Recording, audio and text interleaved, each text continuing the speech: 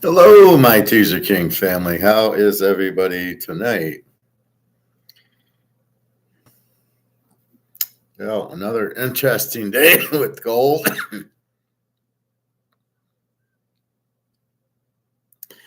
What surprised me is the Chinese were the ones shorting it last night, and then it got back to 26.90. So it was weird. It was 27.15, and then it starts going down when the Chinese have it.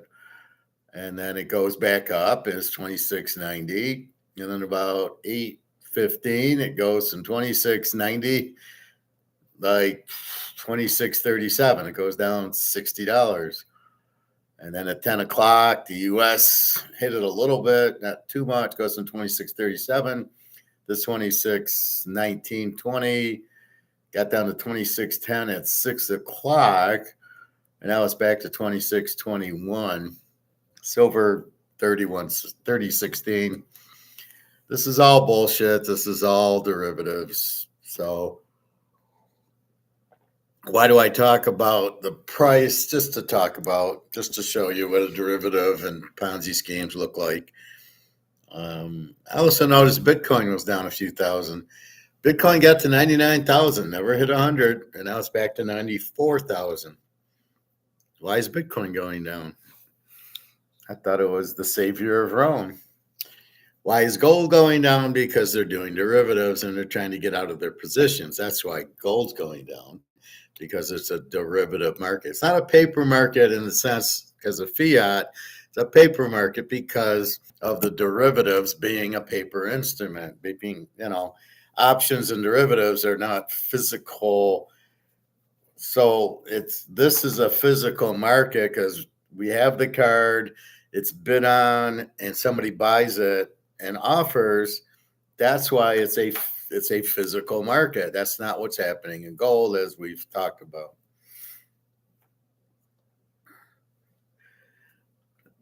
Hey, Luke. Yeah, well, a little bit. It was 25.30 last week, went back to 27.15. It's just the game right now. It's not because anybody's selling. It's just JP Morgan having fun with the derivative. Thank you, Luke. I hope you're well too. Happy Thanksgiving is coming up. I am fine. My hack is finally, I think, done. Very little. And take my Celtic salt, my cayenne pepper, and it does amazing things.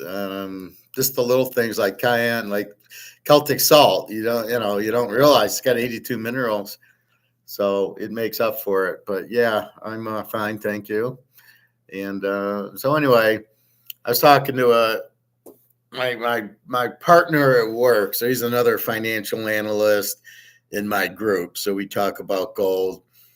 And he's the perfect example. He's good to talk to because he's one of these guys that just doesn't get it. And he goes, well, I know the dollar's worthless, but he doesn't want to buy gold. And you're like, well, what are you doing then? The boat's sinking, right? What are you going to do? You're going to get off the boat or stay on the boat and sink to the bottom of the Atlantic? Luke, I had the hack for 1 month too, still getting over it. Yeah, cayenne pepper, Celtic salt really help. It's really just the phlegm going down. It's usually an antibiotic, which are terrible for you. So that's all I can say. Some steams and a lot of Celtic salt, but it seems to help. I really didn't hack too much over the weekend. Anyway, I always get at this time of the year, the weather change or whatever. So he's sitting there and I'm saying, look, I don't care. There's nothing in it for me if you buy gold or you don't buy gold. I'm trying to help you by telling you to buy gold because your alternative is to do what? Stay in the dollar and watch it go to zero, which it's already at. And then I brought up the Pepsi. I says, well, it was 10 cents in 1971. It's $3 now. And he kind of gave a look and I said, it's not the Pepsi going up. It's the value of the dollar dropping. That's what we're protecting ourselves. What JP Morgan does with the price is to try to protect the dollar because everybody is in the dark basically, and nobody really knows that the dollar is worthless. So, if you look at gold, you've got to look at gold as the savior of Rome. It's going to save your wealth, right? If you could save your wealth, where would you put it? And the answer is gold and silver. And that's what it is. And it's not a stock. See, people think well, it doesn't go to 10,000 and that I can buy Amazon and that. That's great, but you're still in dollars and they're still worthless. And that's why I argue Bitcoin and I argue stocks. Yeah, I know they go up. I'm not stupid. I watch it. But at the end of the day, you're still in dollars and it's still worthless. What are you going to do? You got the dollar. You have to get out of the whole system of dollars. That's why you buy the gold and silver, gets you out of it. It can't go down in value because this value is really bullshit. I'm looking at 2622 right now. That's not a real value of gold. It's probably 20,000. But we can't get there until BRICS comes out with gold-backed currency and Putin comes out with a gold exchange that measures gold and physical. How much longer that will be, I don't know. I'm hoping in a week or two he launches the gold-backed currency and then we see the gold price go to physical and then we all make a fortune. However, we'll still be in dollars. So the first thing is when gold does go up, not to sell it and take profit like you would a stock because you don't want to get back into dollars. So gold goes to $5,000 next week. We don't want to sell it and get this. And if we sell it to get this, we got to get rid of this because this is the whole game. The game is to get rid of this because this has no value, but they're keeping you in it. And then, of course, all the stores take it because they have to. That's the thing with Bitcoin. Because it's decentralized, nobody has to take it and nobody will take it. And we don't know the value. It dropped 2,000 or 3,000. It was 99. It's now 93, 92. Why? Why is Bitcoin going down? That's my point. If it was really the Montana card never goes down. It just, it's 110,000 roughly. That means somebody is, all right, maybe they're profit taking. I feel it'll be Larry Fink doing his derivatives going the other way now. You're going to see Bitcoin go down because he's controlling with the ETFs and the derivatives. So 99, he goes, oh, good, I'm going to short it. Watch it go down back to like 75. He's going to play games with it. He'll make a fortune both ways because he's controlling it. So as he shorts it, he's selling now and he's going to buy lower. And then it's going to hit a point and then he'll buy. This is what he does with gold. Right? This is what you got to understand about it. So again, if it's not free market, you're totally fucked by it. So I'm telling him, I says, I'll tell you what, why don't you buy silver? He says, how much? Silver's like silver's $30.17. You can get it for $32.17. It's the steal of the century. So I told him, Mike, go buy some silver. It won't cost you a lot. You'll protect yourself. I said I emptied my stocks and I bought gold, right? I have no stocks.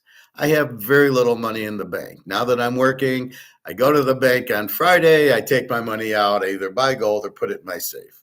I don't leave it in the bank. And I don't want too much in my safe, just enough, for a rainy day. And so I think the light's starting to come on, but he doesn't see the dollar going out. He can't see it. So, of course, I bring Rome into it. I'm sure the Romans didn't think they'd see it either, and they did. And it took a while. It wasn't, when Julius Caesar got in and, they started with the gold, taking the gold out of the currency. It didn't collapse right away, but it did collapse. So you just have to know. Now, it's been 50 years of this bullshit. We're not backed by gold. 1971, and we're in 2025. basically in a month. So that's, what is that? 54 years. Okay, so it's not like it's just happening. It's been happening for 50 years. It should have collapsed in 2008 when everything collapsed. How it didn't is just bullshit. But you can't keep printing the money and thinking, well, we'll just keep printing, and it already has no value and nobody wants it. So if nobody wants a product, it's worthless, and that's basically what's happening here. So that's the whole point, what I was trying to get across to him, which I thought was perfect subject for tonight. And here, I know it's worthless. He says, well, my mom has gold jewelry and it's Indian gold. So it's like 22 carats. So it's like, there's no, like, this is 18 carats. I get 3/4 of an ounce when I turn it in, which I never will, because this is my graduation from my master's. So if gold's 2,800, this is worth 2,100. It's 3/4 of it. I use that instead of 3,000 because I can't divide 3,000 evenly. So I know that's what I'm getting. So he says, well, my mom wants to sell her gold. Does she need the money? No. Then wait till it's 20,000 an ounce to sell it. Why would you sell it at 2,700? So he's holding on to it. But I'm telling him that, and what the funny part is, he says, I know the dollar has no value.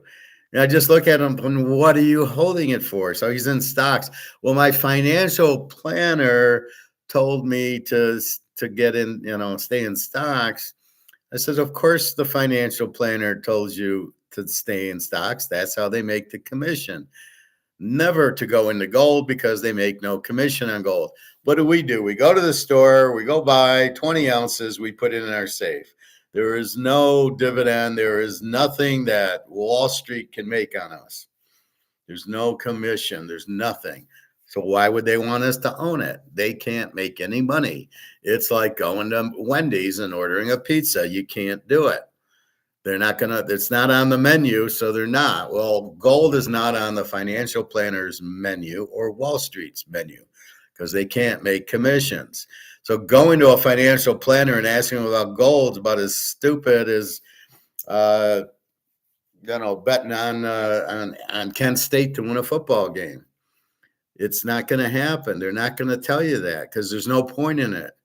It's going to Wendy's and saying, give me a pizza. There's no point. They don't serve it.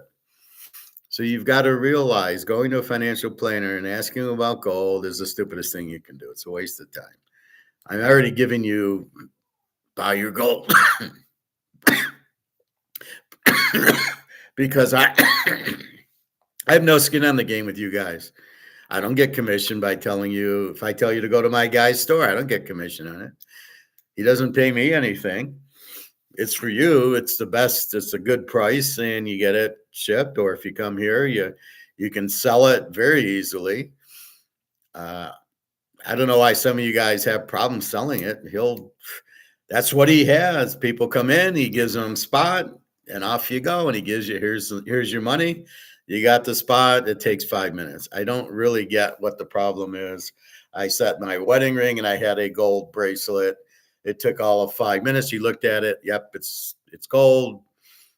I said, give me a half ounce of gold. Give me a coin, a half ounce gold coin for that. And that was it. That was the transaction. It took 5 minutes. And if you get the coins that he sells, it'll take 2 minutes, because he knows what he sold me. And he doesn't have to worry, is it gold? And then, okay, spots 2,700. Here's 2,700. So that's, and then he'll sell it for the premium. He'll sell it for 28, which is fine. I don't care, because where else are you going to buy gold from? So that's why we do it, because A, we got to get out of the dollar, and B, this is all phony baloney. There's nobody fucking selling gold. There wasn't an ounce of gold sold when this goes up or down. There isn't an ounce of gold bought that makes this go up, or an ounce of gold sold that makes it go down. It's only derivatives, options. Gold's at 26.21. I'm going to do an option that it'll go up. And when it hits 2,700, I'm going to sell it. I'll make $80, and then I'll do a derivative that I want it to go down. And when it goes down to 26.20, I will sell my derivative, and then go buy. And it's just, and they make a ton of money because it's all bullshit. But now they have to deliver the gold, and that's what's happening, and that's all the central banks. Why do you think they're getting out of dollars? Because the dollars have no value. So everybody thinks the U.S. is oh, we're the safe haven.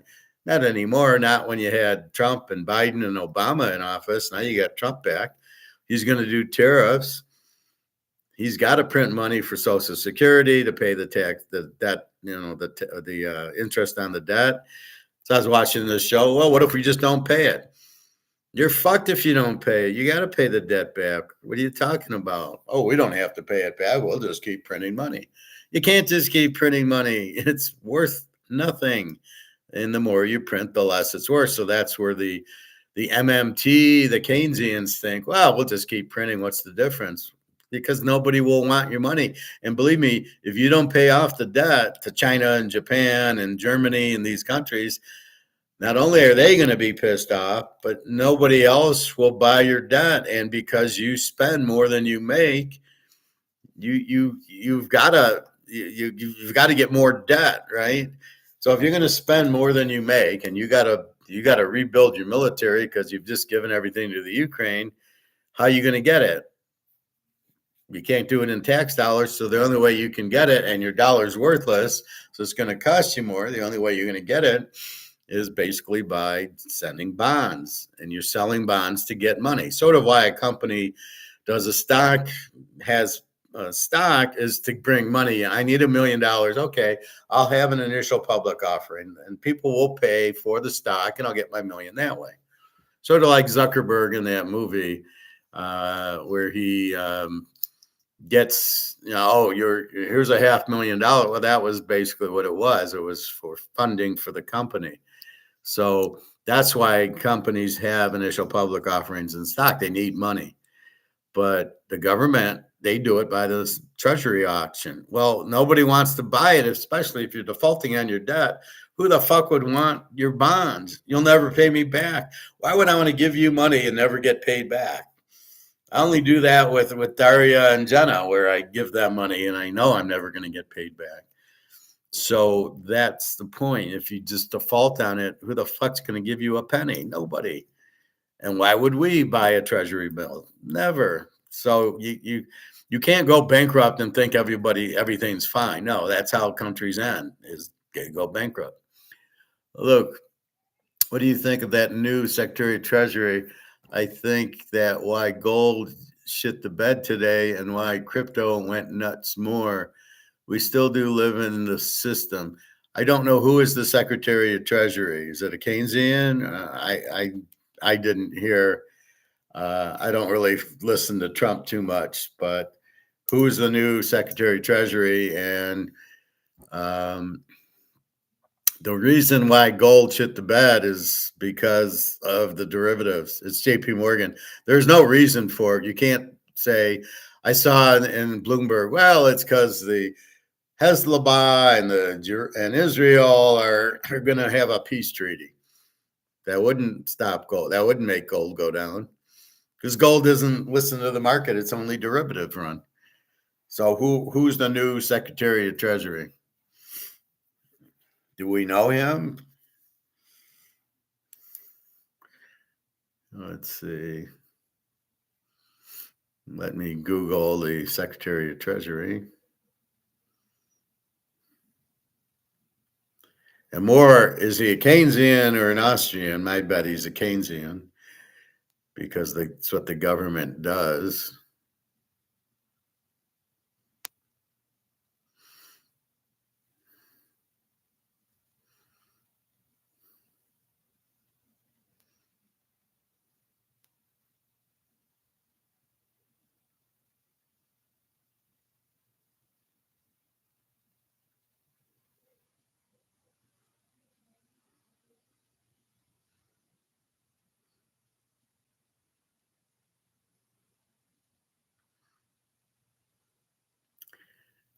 Oh, yeah, he's some Wall Street guy. Yeah, I do. I remember that.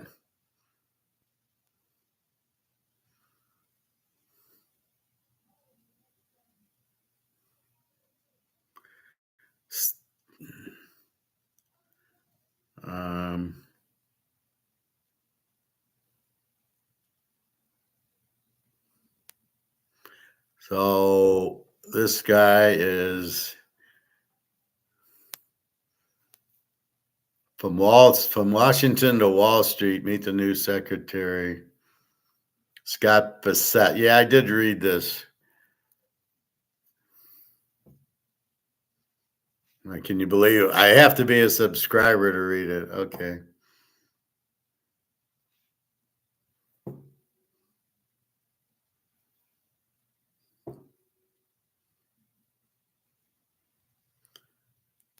Scott Brissett to be the 79th Treasury Secretary. Frontman elects aggressive economic policies, a slate that financial markets already appreciate will add to economic growth. Well, this is why would gold go down because of this? The money's the point, not the growth. If you're growing in shit dollars, it doesn't matter. We still do live in the system some.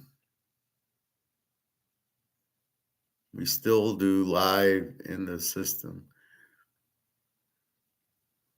I don't know what that means. What does that mean? We still do live in the system.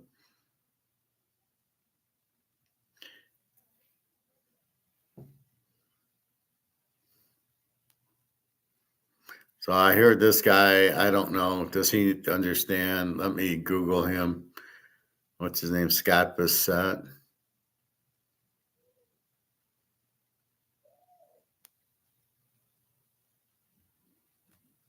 Scott Bassett.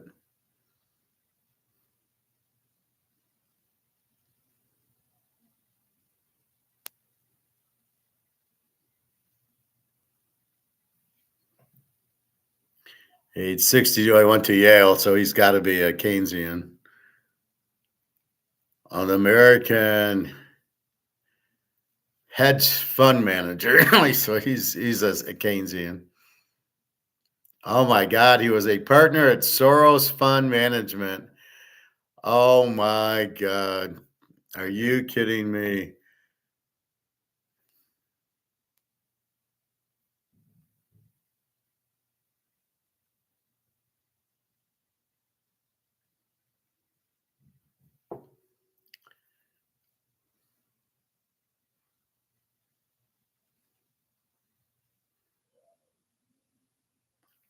He's been a major fundraiser for Donald Trump. He was an economic advisor for Trump's 20 president early life career, education. South Carolina, 3 children. He's a French bachelor's degree in political science from Yale. College was editor for the Daily Faber newspaper, president of Wolf's Head Society, treasurer for the class. Well, that certainly makes him. He worked with Brown Brothers. Oh my God. Joined Soros Fund Management in 1991, was a partner there throughout the 90s, eventually becoming head of the London office. We have big problems. Bassett was a leader member of the team whose bet on the Black Wednesday collapse. Oh, this guy's no good. He was also a senior investment advisor at funds, protege partners. Bassett returned to Soros Fund Management, was chief investment. Okay, I read enough. This guy's a fucking Nazi, and you've just brought him on. Oh my God. Yeah. So what I think about a Nazi being treasurer, yeah, I think you have an idea. Wow, this is pathetic. So I don't think it had an effect on gold going down that you just put a Nazi in who worked with George Soros. Okay, it doesn't get much clearer that George Soros is involved. Now we understand how Trump got elected, because George Soros didn't want Harris, wanted Trump. You take Soros's guy, we're totally fucked. So I would say buy more gold, sell stuff to buy gold, because we're so fucked here. We're gonna be on concentration camps very soon. You brought a Nazi in to run the treasury. Holy shit. Gregor John. We still do live in the system. Oh yeah, well, of course it didn't change. Trump's changing. Trump isn't what he was the first time. I'm noticing he's changed. He's doing a lot of different things. He's much more Keynesian. Maybe a ploy. Well, it just shows George Soros is still in charge, and we're all fucked because he's a Nazi who wants to destroy America. And now Trump, he's not going to end the war in Ukraine that he promised. That's what he campaigned on. I'll end the war in Ukraine in 20 minutes. Okay, it won't end. I was watching Putin. He doesn't want to use nuclear weapons. He can use other weapons that are more effective than nukes. So that's what he's got. And then it's not even sure if the nukes will work because they're so old. I was watching that on YouTube. So this is big trouble here. You put a George Soros guy as the Secretary of Treasury. Oh my fucking God. I can't believe what I just read. Yeah, we're fucked, everybody. I think the quicker we move to Switzerland, the better we'll be. We'll go live with Egon. I mean, we're totally fucked. You put a Soros guy in charge of the U.S. Treasury. That shows you Trump is full of bullshit. So when I tell you not to trust the government, this is why I tell you not to trust the government. And if you read into what's going on, you don't know who George Soros is. I tell you who George Soros is. Now his chief investment advisor is now Secretary of the Treasury. And whose order do you think that came from? George Soros. Because George Soros gave money to Trump. Then you've got Elon Musk, who knows not. He's that guy. If you really listen to him, he's an idiot. I don't know. People think he's rich. He's smart. He's not smart. He's an idiot. Yeah, let's go sell electric cars in a market where there isn't for 100,000 to a market that there isn't one.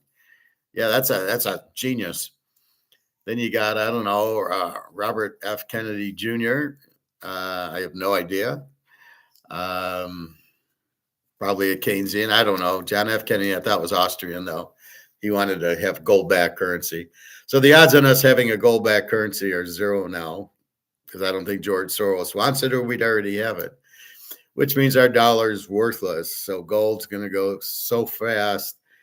Putin's going to come out with it in a couple of weeks, hopefully. We'll see. I tried to watch Mark McGuire's thing. He had Andy Scheckman and two other idiots on, and it's like he doesn't get it. Like, you come to see me, right? You come to hear me.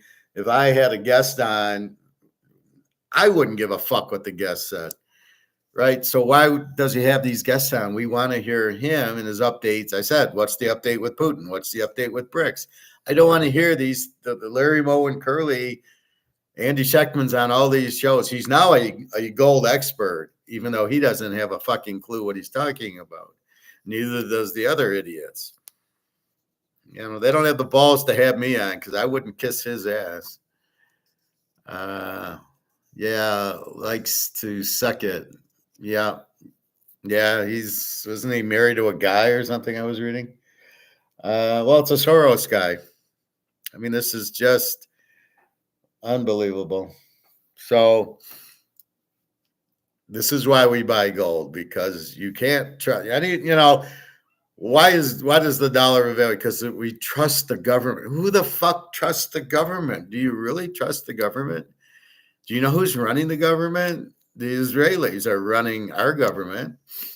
Do you want to trust that? They were responsible for 9/11. I said it at the time, but I wasn't really sure. Now I'm very sure they're the ones who stole the gold, the Israelis. The Israelis were behind 9/11 because they're very powerful, apparently. And George W. Bush is obviously an idiot, right? They let it happen. The F-18s weren't in the air, not for the first one. And of course, you would scramble the F-18s after an attack. No, they let the second one happen. Yeah. Then all of a sudden, all the gold's gone. That was in the Federal Reserve, which is all the other countries. It's not even our gold. We have no gold. So when they talk about, well, we'll use our gold to buy Bitcoin, I love that one. Yeah, let's take the real money and buy fake money with it. Good God, we're in so much trouble. This Trump's a traitor. He's turning. He's two-faced, and he's turning. He's after the money like he's always been. There's nothing he's. Don't believe a word he says. All he's gonna say is, "You're fired. You're hired." This guy is big fucking trouble. And if you believe anything good's going to come out of this, you're out of your fucking mind. George Soros, now you want to work with George Soros in your government. And you think that's a good thing to have a Nazi in charge of our government. Good fucking Lord. Buy as much gold and silver and get the fuck out of the country as quick as you can. I do believe that 911, it could be a plot, though. Do you believe the 911? Oh, 911. Oh, see, it didn't take it. If you would have wrote 9/11, it would have. No, the Israelis were behind it. I mean, the buildings were demolition like the Stardust in Vegas. You could see the smoke puffs come out, and the building would never collapse. It was made reinforced steel, so that if a plane did run into it, which it never could have, that's an impossibility, because that's what Lear, who runs the Lear thing, he says you could never fly a plane into a building. It's too small. He says you could never do it. So if it did, it wouldn't be hot enough to melt the steel. And the steel was for the elevators, triple, four, real thick. It would have just fallen a flight and that would have been it. But no, it fell all the way down in 5 minutes, which is impossible. Only a demolition can do that. So 9/11 was the demolition, building 7 and building 1 and building 2. And it was a distraction to steal $2 billion worth of gold bars that was held in the Federal Reserve, which the guy in Die Hard 3 had already taken. So they must have put it back when they captured him. But that's where it is. And since they don't let you audit the gold, that's why it takes. I mean, if I had a country and my gold was in the Federal Reserve, I'd be like, give it to me now. And the Germans didn't even get the real gold that was theirs back. They had given them numbered like gold bars, 1, 2, 3, with the swastika on it. And, that's what they gave them. They didn't get that back. They got different gold with different serial numbers, and it probably wasn't 999. It was probably 899 or something. You cannot, if you guys really trust the government that our money is safe. You need help. I mean, you need a lot of help. There's no fucking way this money is worth a nickel. And the fact that we have to bully people to not de-dollarize tells you a lot there. And the fact we won't let an audit in Fort Knox tells you a lot there. Just buy more gold. As much as you can carry, buy it. Keep it safe. And if your buddy's got $4 million in his IRA, his 401k, he's fucked. If he has $4 million there, he's totally fucked. Good luck. So I hope he enjoys being poor. Tell him to buy. We're going to go into the wheelbarrow business. And we'll be selling wheelbarrows so you can put your money in it to get milk and eggs. Because that's where we're headed. Trump could be ploy with this new Secretary of Treasury. Trump's absolutely the ploy. Trump is a two-face. He's absolutely, so people think you're safe, and now you bring in a Soros guy. Oh my God. What are you thinking bringing in a Soros guy? Here you're thinking he's going to bring in that woman who's all for the gold, the gold standard. Not a chance. So when the debt hits 50 trillion, then what do we do? It's just, it's insanity. We need to like just get out of here. I mean, I can't wait to get the fuck out. Fortunately, where I'm working, I can get out of my debt with the credit cards and buy a lot more gold, and then just sail away somewhere. And I don't know where to go. I think Russia's the only place. Low taxes, and if they have gold-backed currency, at least I can sell my gold for gold-backed currency. I don't know. Daria lives there. It can't be too bad. Trump could be ploy with his new secretary. The secretary could be a ploy. Who the fuck knows? Well, what kind of ploy? To do what? I mean, you got Soros. So Soros is basically going to be the president, which he's already been the president. He was the president for Obama. He's the president for Trump. He's the president for Biden. Now he's still the president. He must be a really high up mafia guy, Soros. Well, he probably is running the SS, is my guess, because the SS is still out there. It didn't go away in 1945 when the war ended. All of them went to Argentina.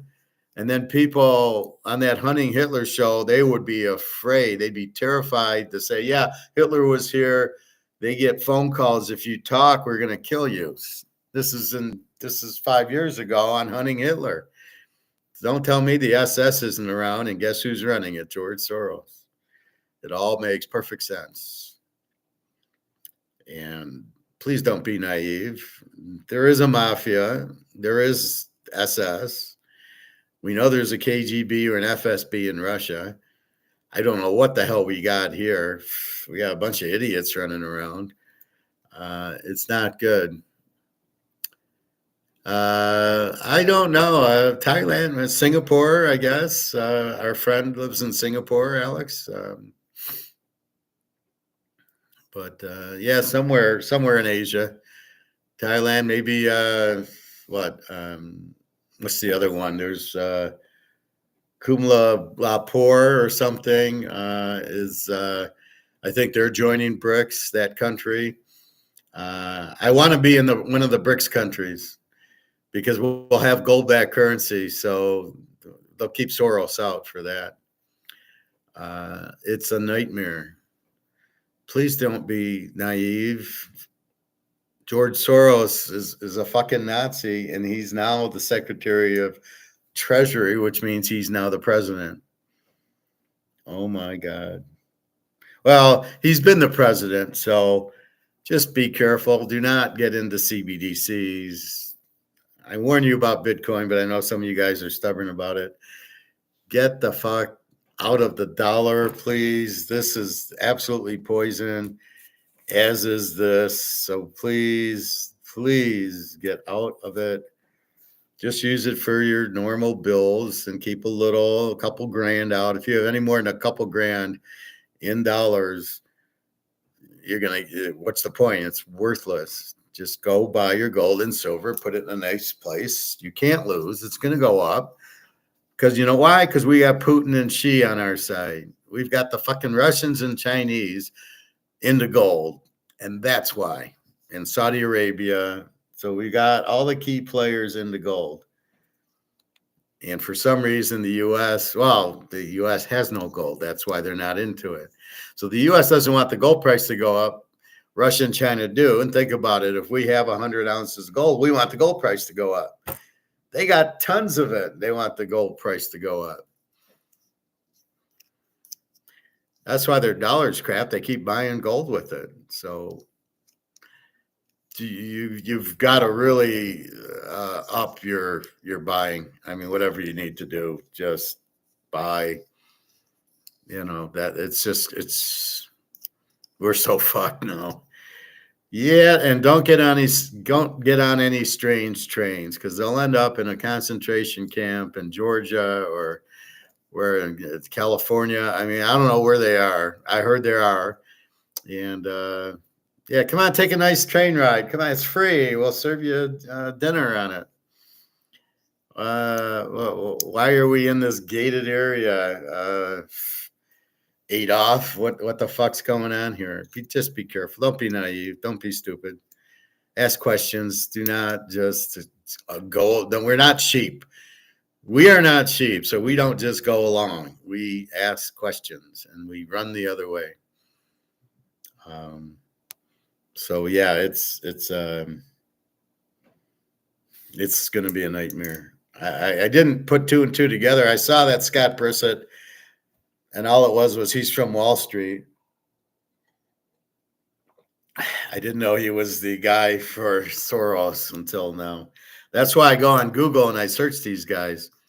And a lot of them are Keynesians or MMT guys, which are Keynesians. Like Jim Rickards, he's Keynesian. He's an MMT guy. Why the fuck would I ever listen to that guy? He makes my blood boil.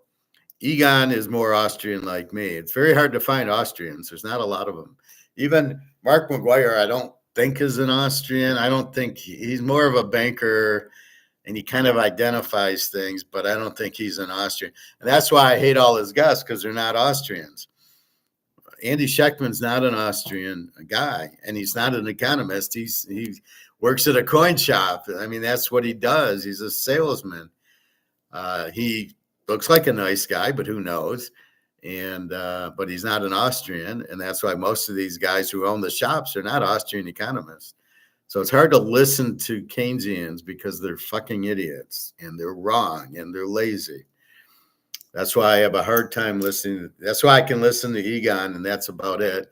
Because he knows they're going to print the money to zero, and gold and silver are your savior. You know, they're the saviors. So we saw what happened in Rome. They took all the gold and silver out of the coins. Bye-bye, Rome. How the fuck can you fuck up the Roman Empire? Oh, my God. So anyway, even Napoleon, he went back on the gold standard in France to try to save it until he went to Waterloo, and that was the end of the gold standard, I guess. But he knew enough to do it. Hitler knew enough about gold. Funny how these guys know enough about gold to get it. Hitler had a ton of gold. I don't know why he kept the war going. He should have just quit. Said, all right, we're done. We got about 100 tons of gold. We're fine. I like Andy and the cowboy. I don't like the cowboy doesn't. I think all he does is listen to me and then repeat what I say. But Andy, like I said, Andy's a nice guy, but he's not a Keynesian. The cowboy doesn't know what he's talking about. I was watching him yesterday. He had a little thing on. All he does is repeat me.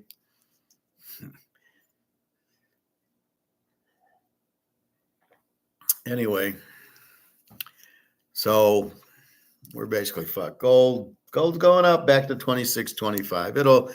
This week we should make a fortune on gold because we'll probably leave early Wednesday because it's Thanksgiving. We're not here at Thanksgiving. And then Friday, they'll probably take it off. So it's going to be China buying and buying and buying. That's why I was shocked this morning that it was down $30. China didn't buy. And then it was, and then all of a sudden at about 8:30, all of a sudden it slides down. How does it slide down from 26.90 to 26.30? How can that? Where's the safety derivative? But I think they do it on purpose. They let it fall so they can get in on the derivative very low, and it's easier to make a lot of money on it. So this whole COMEX is a nightmare. It's not real. It is not anywhere near the price. So just don't worry about it. It's just watching derivatives go up and down. They shorted it, and now they're going to call it. And calling means they want it to go up. So here you go. It got down to 26.10. Now it's 26.25. It'll be back at 27.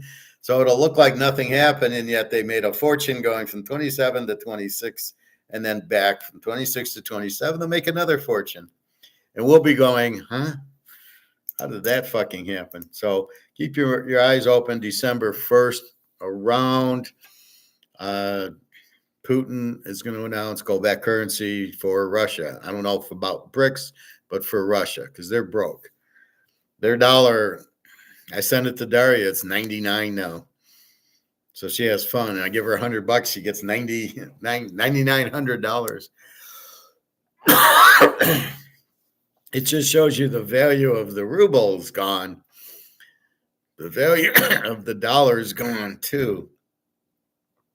So don't think the value of the money doesn't go as you keep printing it. Don't say, oh, well, that's okay. It's not, the value, yeah, it buys less. This is my friend at work. Yeah, I know it buys less, and $100 I go to the grocery store doesn't buy that much. Okay, you're starting to understand it has no value. So you either stay in it and watch it go to zero and go to the bottom of the Atlantic with it, or get the fuck out of it. Why is it so difficult to get the fuck out when you know the value's dropping? You go to the grocery store and you can't buy anything. You buy tuna, it's $5 now. And for a can of tuna, like, all right, it's a big tuna, but it's still, that shows you, and it's not the price of tuna going up, it's the value of the dollar, and probably makes the shipping a little bit more. So the freight drives the price a little. But that's the whole point of it. It doesn't have a value. So you don't want to hold a lot. And Luke, your friend, is going to be crying in his tea soon. I'd say within 6 months, he'll be crying his eyes out. And me and you are going to be laughing our asses off at the guy. We tried to tell you, at least put $1 million in the gold and keep the other $3 million in your worthless stocks. So I told the kid at work, I said, well, the stock market's is bullshit. It's going to crash. As soon as Saudi Arabia takes their money out, say goodbye. And they're thinking of pulling all their billions out, which will leave the bank gone and the stock market, they're going to pull it from gone. That's how it happens.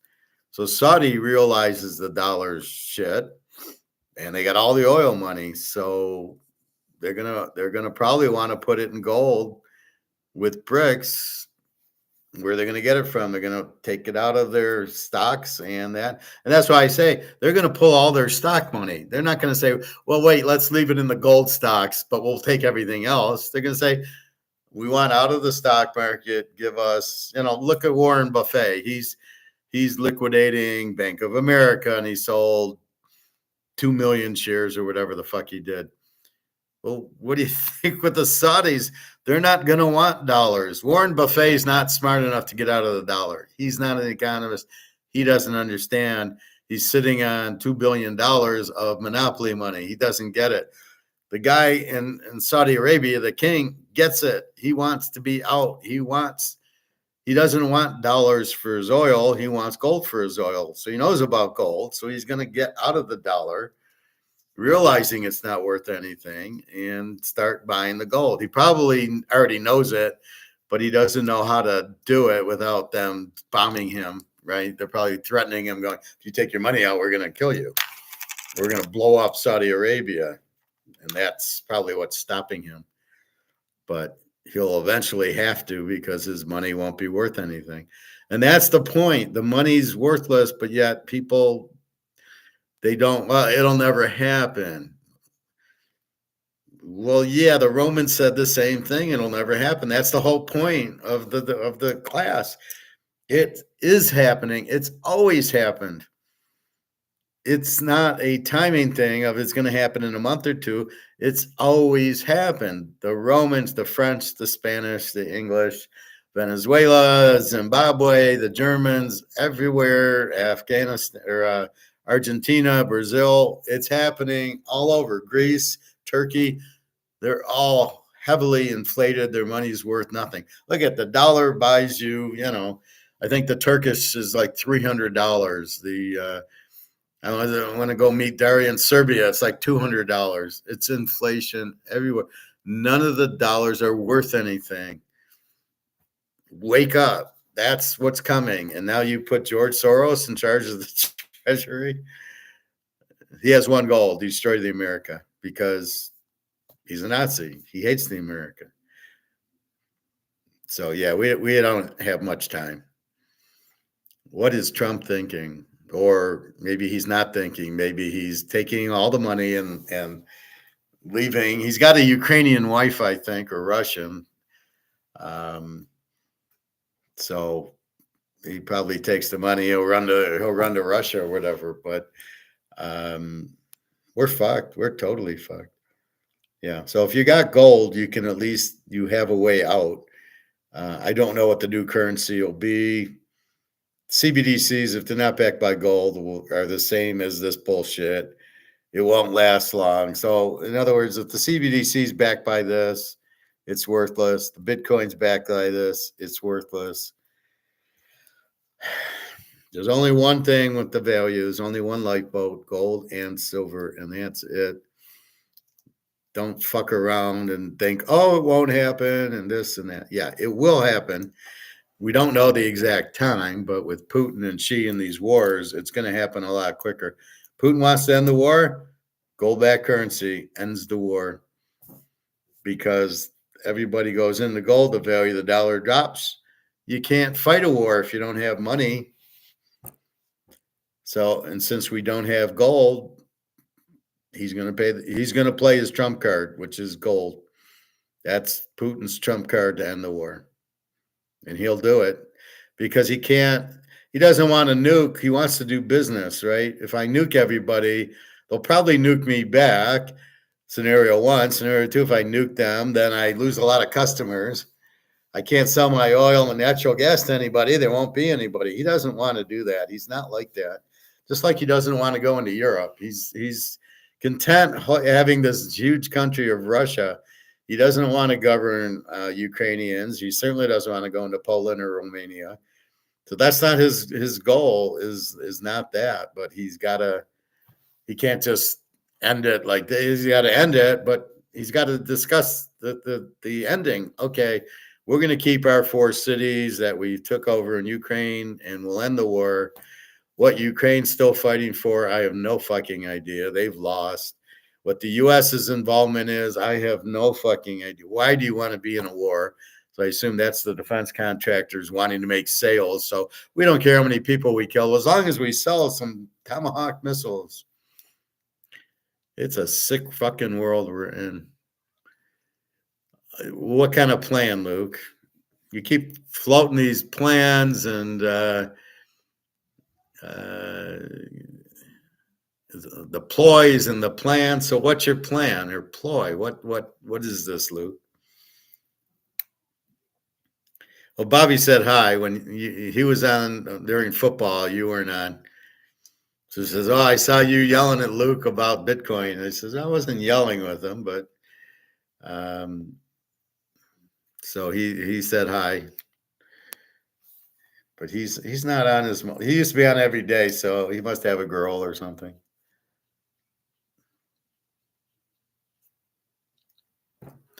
So let's hear this plan and the ploy. All right, we'll keep going. So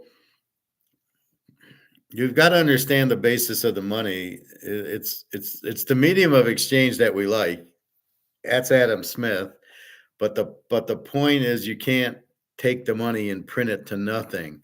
You got to keep the money sound, and that's what they've done. They've killed the money, and they keep printing it, and they think, well, we'll just keep printing it, and it won't lose value. Which I don't know where they're getting that from. They're more thinking about the economy than the money, and that's the point they're missing. It's the money you have to have sound. So the economy could be great, but if the money is terrible, that's the thing. And with these tariffs, are you fucking kidding me? Trump wants tariffs. The worst thing you can possibly do. The key. What was the key to a country? Free trade, low government, sound money. Well, this is not free trade if you have tariffs. Tariffs are the worst thing you can do. Caused the Great Depression in 29. I love how they call it the Great Depression. Not a good depression. It was a Great Depression because it lasted 15 years because FDR was an idiot. So I love when people think he was a good president. Oh my God, he fucking killed the country. Anyway, so it's got to be sound money is the key to the economy, and they're killing it. So I don't know the plan. Is it CBDCs so they can control us? Nobody wants to be controlled. That'll never work. Nobody will voluntarily take CBDCs, so they got to destroy the money and say, well, if you have CBDCs, you can. No, no, no, no. Our out's gold and silver. We don't need CBDCs, and we'll find money to buy with it. If we have to, we can move. If we have to go to Switzerland or Russia, fine, I'm there. I want to be in a BRICS country, one that's well. See, the whole key is if BRICS goes gold as they're going, it'll improve the standard of living in all the countries, and so you'll be fine in any of the BRICS countries with the gold-backed currency.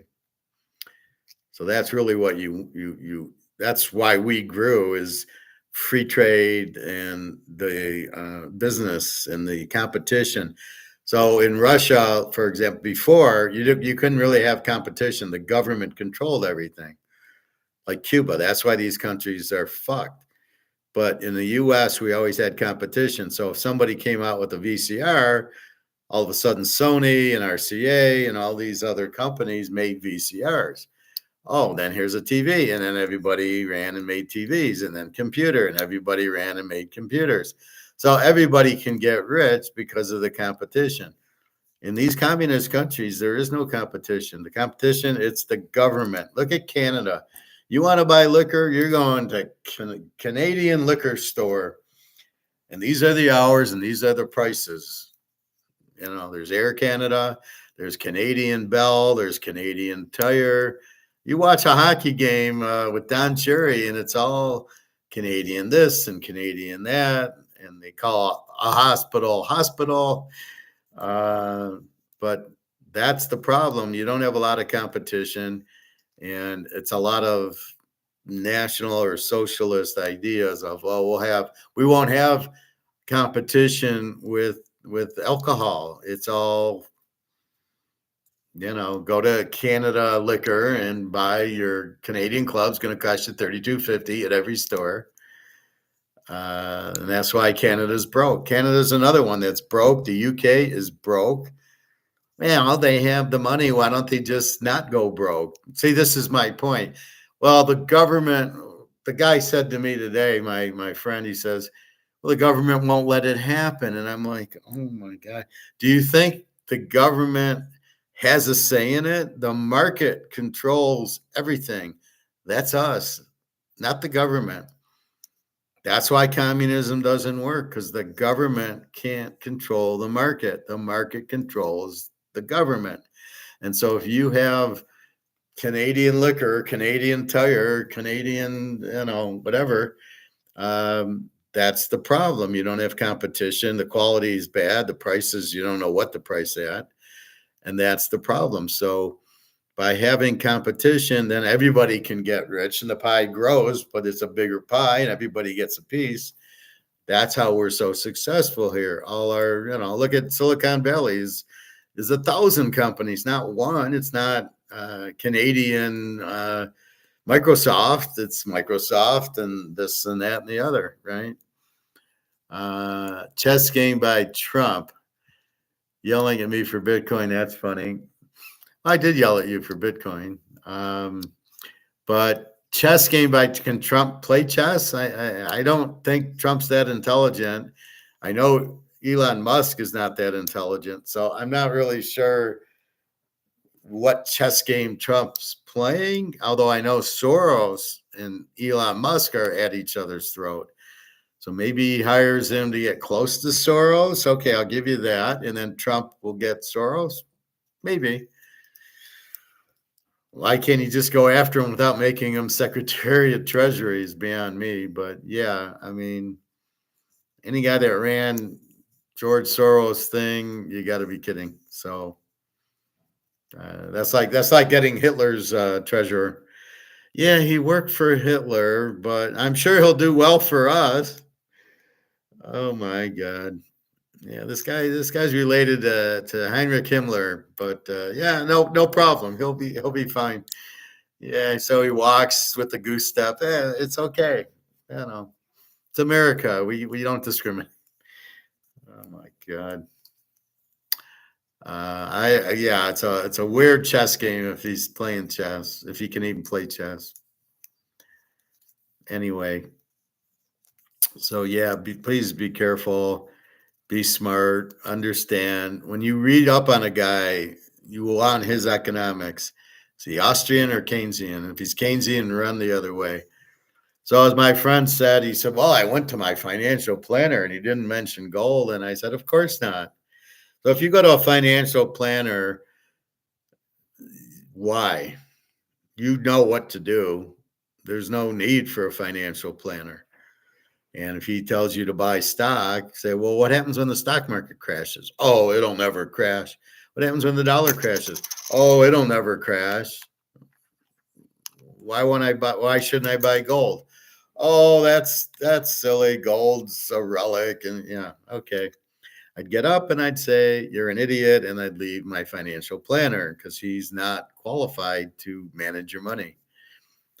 That's like Larry Fink managing your money. He's going to put you in stocks, and you're going to, when the market crashes because the Saudi king takes his money out and the other guys take their money out,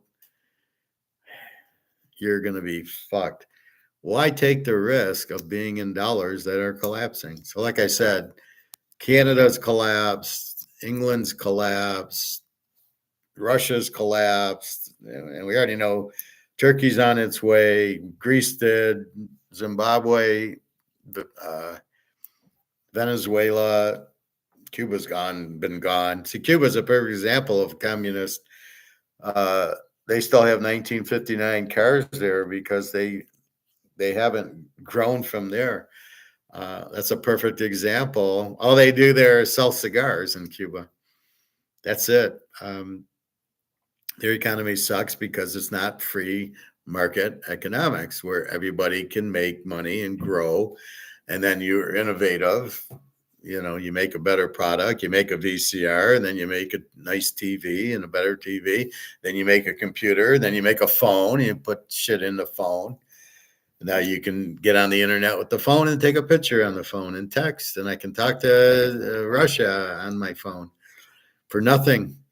So that's what you got to go up. 26, 27. We're starting to make our move up as we get into the Chinese who are going to buy gold very cheaply, and the Singapore and Hong Kong and those guys.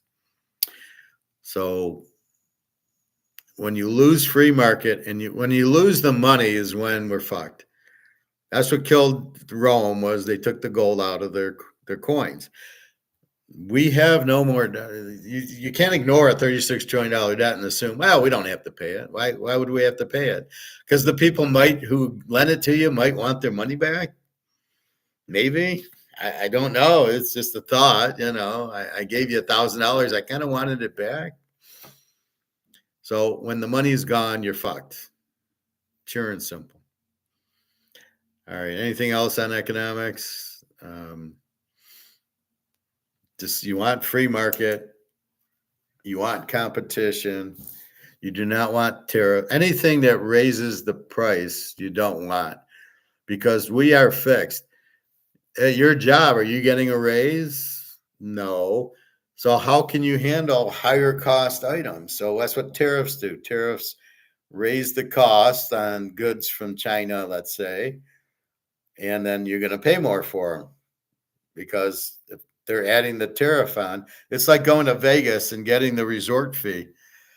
You want a room at Caesars on a Monday? Oh, it's $80. Oh, but with the resort fee, it's $150.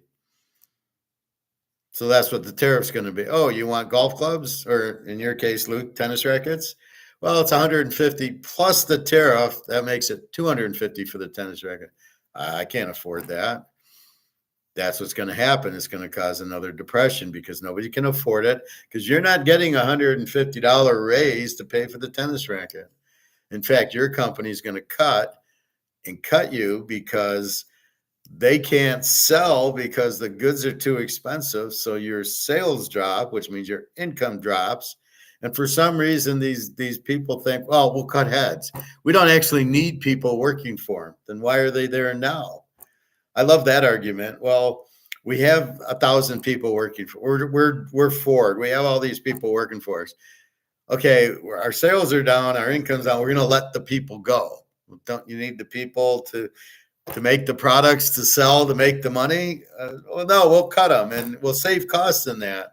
But we won't be able to build any products because we don't have anybody to build it or cost it, or IT people or people with our taxes and our budgets. How the fuck do you run a company with all that stuff? Screw financial planners. 401k is a Ponzi, hog tie. Financial planners are just salesmen and they're in it for their own good. Even these Fisher investment guys, it's fiduciary. So the more money you make, the more money we make. Okay, put me in gold. Only I don't need you to tell me to put me in gold because I don't want to be in ETFs and I don't want to be in stocks. I want to go to the gold store at 5 Mile and go buy ounces of gold. And as Bobby says, roll around in them in bed, and that's it. That's what you want to buy, as much of that as you can, because it's very limited and highly demanded. If you have gold and you see it, it's like this beautiful blonde. You're like, yeah, I'm going to look at you all day, and I'll get some of your friends, and that's really what it is. They're very limited, but you'll never get a financial planner to put you in gold because there's no commission. Think about it. You don't need them to buy it. See, if you want to buy Coca-Cola, you can't just buy it. So you got to go in and you buy it, and there's a commission charge to buy the Coca-Cola, the Disney, or the Amazon, or whatever stock you're going to buy. And then they take management fees. If it's a 401k, you're getting killed on management fees. I turn down the 401k where I'm at. And when I get hired in, I'm going to turn down the 401k.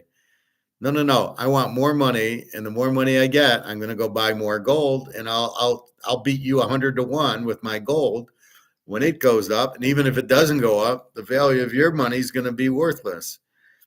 So you can't hold the dollar because it's worthless. It's zero now.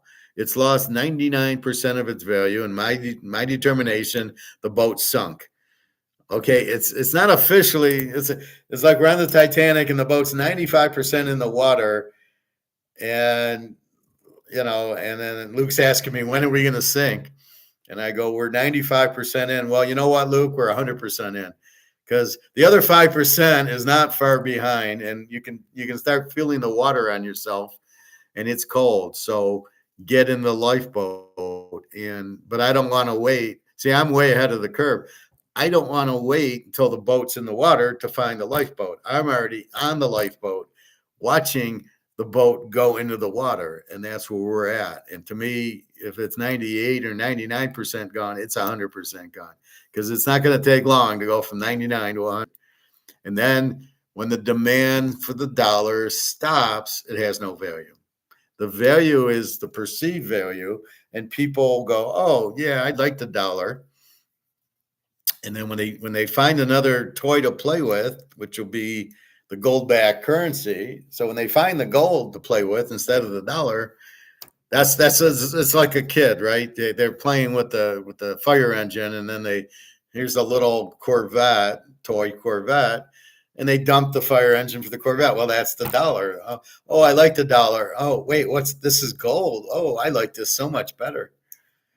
And that's what'll happen, and the dollar won't have a value. Right now, it's basically mostly the petrodollar dying. So all these US dollars are coming home to roost, which is massive inflation. And then you got the Saudis and the Russians and the Chinese realizing they don't want to be in dollars. And then the US sanctioning everybody. What the fuck is that? Talk about a chess game there, Luke. We're sanctioning people, so they have to go to gold. What are the Russians going to use for money if they can't go through the SWIFT system and get dollars and trade with other people? So they have to come out with a new currency, because you're forcing them to. You can't play with us. So we're playing hockey. You can't play on this. Okay, we'll go to another arena and play hockey because we can't play hockey at your arena. So that's what they're doing. Oh, we can't be in this. Oh, we can't use this. We can't use it. Okay, we'll make our own, and it'll have this little gold backing. And that's exactly what's happened. And we're sanctioning China. and probably everybody else, all these little African countries, and they're throwing us out. Russia's slowly saying, yeah, well, you don't need the U.S.'s protection. We'll protect you. And that's what they're doing with Iran, and that's what they're doing with Saudi Arabia, and that's what they're doing with the whole fucking country of Africa who wants to go on the gold-backed currency. So you watch all of Africa, all of Asia, Latin America, and a whole Middle East is going in BRICS, 159 countries, because they want the gold. And they know if they do it on their own, we saw what happened to Saddam Hussein and Gaddafi. They get killed because the U.S. doesn't like when you don't play their game. But with Russia and China, they feel like, oh, they can't kill us. We'll be fine. Look at Zimbabwe. They went gold and they survived it. So now and the U.S. is just, and here's Trump. Oh, I'm going to sanction you. I'm going to do this and that. If you're going to do it. Don't talk about it. So that's where it's at. It's the dollar that must be kept good, and it's not. And it's the people who have the dollars who don't want the dollars that they're going to say, I don't want the dollar anymore. I want gold. And that's what all the central banks are doing. So you can see the demand for the dollars diminished by all the central banks buying gold because they know the dollar's worth it. Why else are they doing it? They know the dollar's worthless. BRICS will come out with gold. Who wants the dollar? I get to play with the gold. And everybody wants to play with the gold. And that's what's going to happen. So you either sit there or you start buying the gold. And we've all bought the gold. But my poor friend, his mom has a little bit of gold jewelry. He doesn't have any gold. He says, well, it won't happen here. What do you mean it won't happen? Do you think the Romans let it happen? They had no control over it, or the French, or the English. No, the Germans, they didn't have control over it. It just the Germans printed because they owed for World War I. That's where the inflation in Germany came in the 1920s. They lose World War I, which is debated, but they owe to pay everybody back for World War I for some reason. So they print the money in the Deutschmarks, and they printed so much money to pay off the debt, it was worthless. Sound familiar? Well, let's print $36 trillion to pay off the debt. It'll be worthless. Then you'll need the wheelbarrows. So it's not like the government had a choice. Once it started going, they had no choice. They kept printing the money, and it was worth zero. So that's why we don't pay off the debt, because if we keep printing 36 trillion, it'll be worth 36 cents. So anyway, that is your class today. We got Thanksgiving coming up this week. I tried asking my boss if I could get paid because I'm theoretically an employee, but because they wanted me so quickly, I'm contract for a couple months, and I don't get paid for the holidays because they don't pay it. So I tried to ask my boss, can he pay me? I says, well, I know it's Thanksgiving, but since I'm contract, I don't get paid for it. But I don't think he understood me. He's Brazilian. And he goes, no, we're not working Thursday and Friday. And I'm like, yeah, I know that. So I tried to say, can you pay me for it? Because I don't get paid by the contract. But since I'm theoretically an employee, why should I get screwed and lose these days getting paid? Now, again, I'm working, so I'm not going to push too hard. But I should at least get paid for Thanksgiving. So we'll see. Anyway, I'll try again if he's in the office. He's working from home. Wednesday will be nobody there. So I'll kick back and do my football. And that's about it. So speaking of football, let's look at yesterday. It was a weird day yesterday. So we start off, I have the under Minnesota, Chicago. Under 46, which I'm winning 27-17 it was 24-10. It goes 24-16. And please explain to me why you're down 14, you go for 2 on the extra point. Instead of getting down 7, and the theory is, well, if we go for 2 now, it's easier to get than if we go for 2 later. Well, the odds on getting the 2 are so slim anyway. Just kick the fucking extra point, score the touchdown, and kick that extra point and tie the game up. Oh, we're playing to win. Bullshit, you're playing to win. You go to overtime then. What, you can't go to overtime? Well, analytics say to go for the 2 point. And I've never seen anybody go for the 2-pointer and get it when they're down 14. So it's 24-16's 40. We're under 46. Minnie kicks a field goal. So now it's 43. It's 27-16. I don't know how the score got that high. And then Minnesota goes into a prevent and lets Caleb roll down the field, and they score with like 20 seconds left. Then they kick an onside kick, and the guy acted like he's never seen an onside kick before. If it doesn't go 10 yards, get the fuck away from it. He decides to block, and it hits him on the ankle. And then Chicago gets a lucky play and kicks a field goal to tie it, which kills the under was killed on the touchdown with 20 seconds left. I lost a lot of games this weekend with like 30 seconds left. So how that game goes over, I don't know. Then my lock was Detroit. Laying 1.5 was absolutely a joke.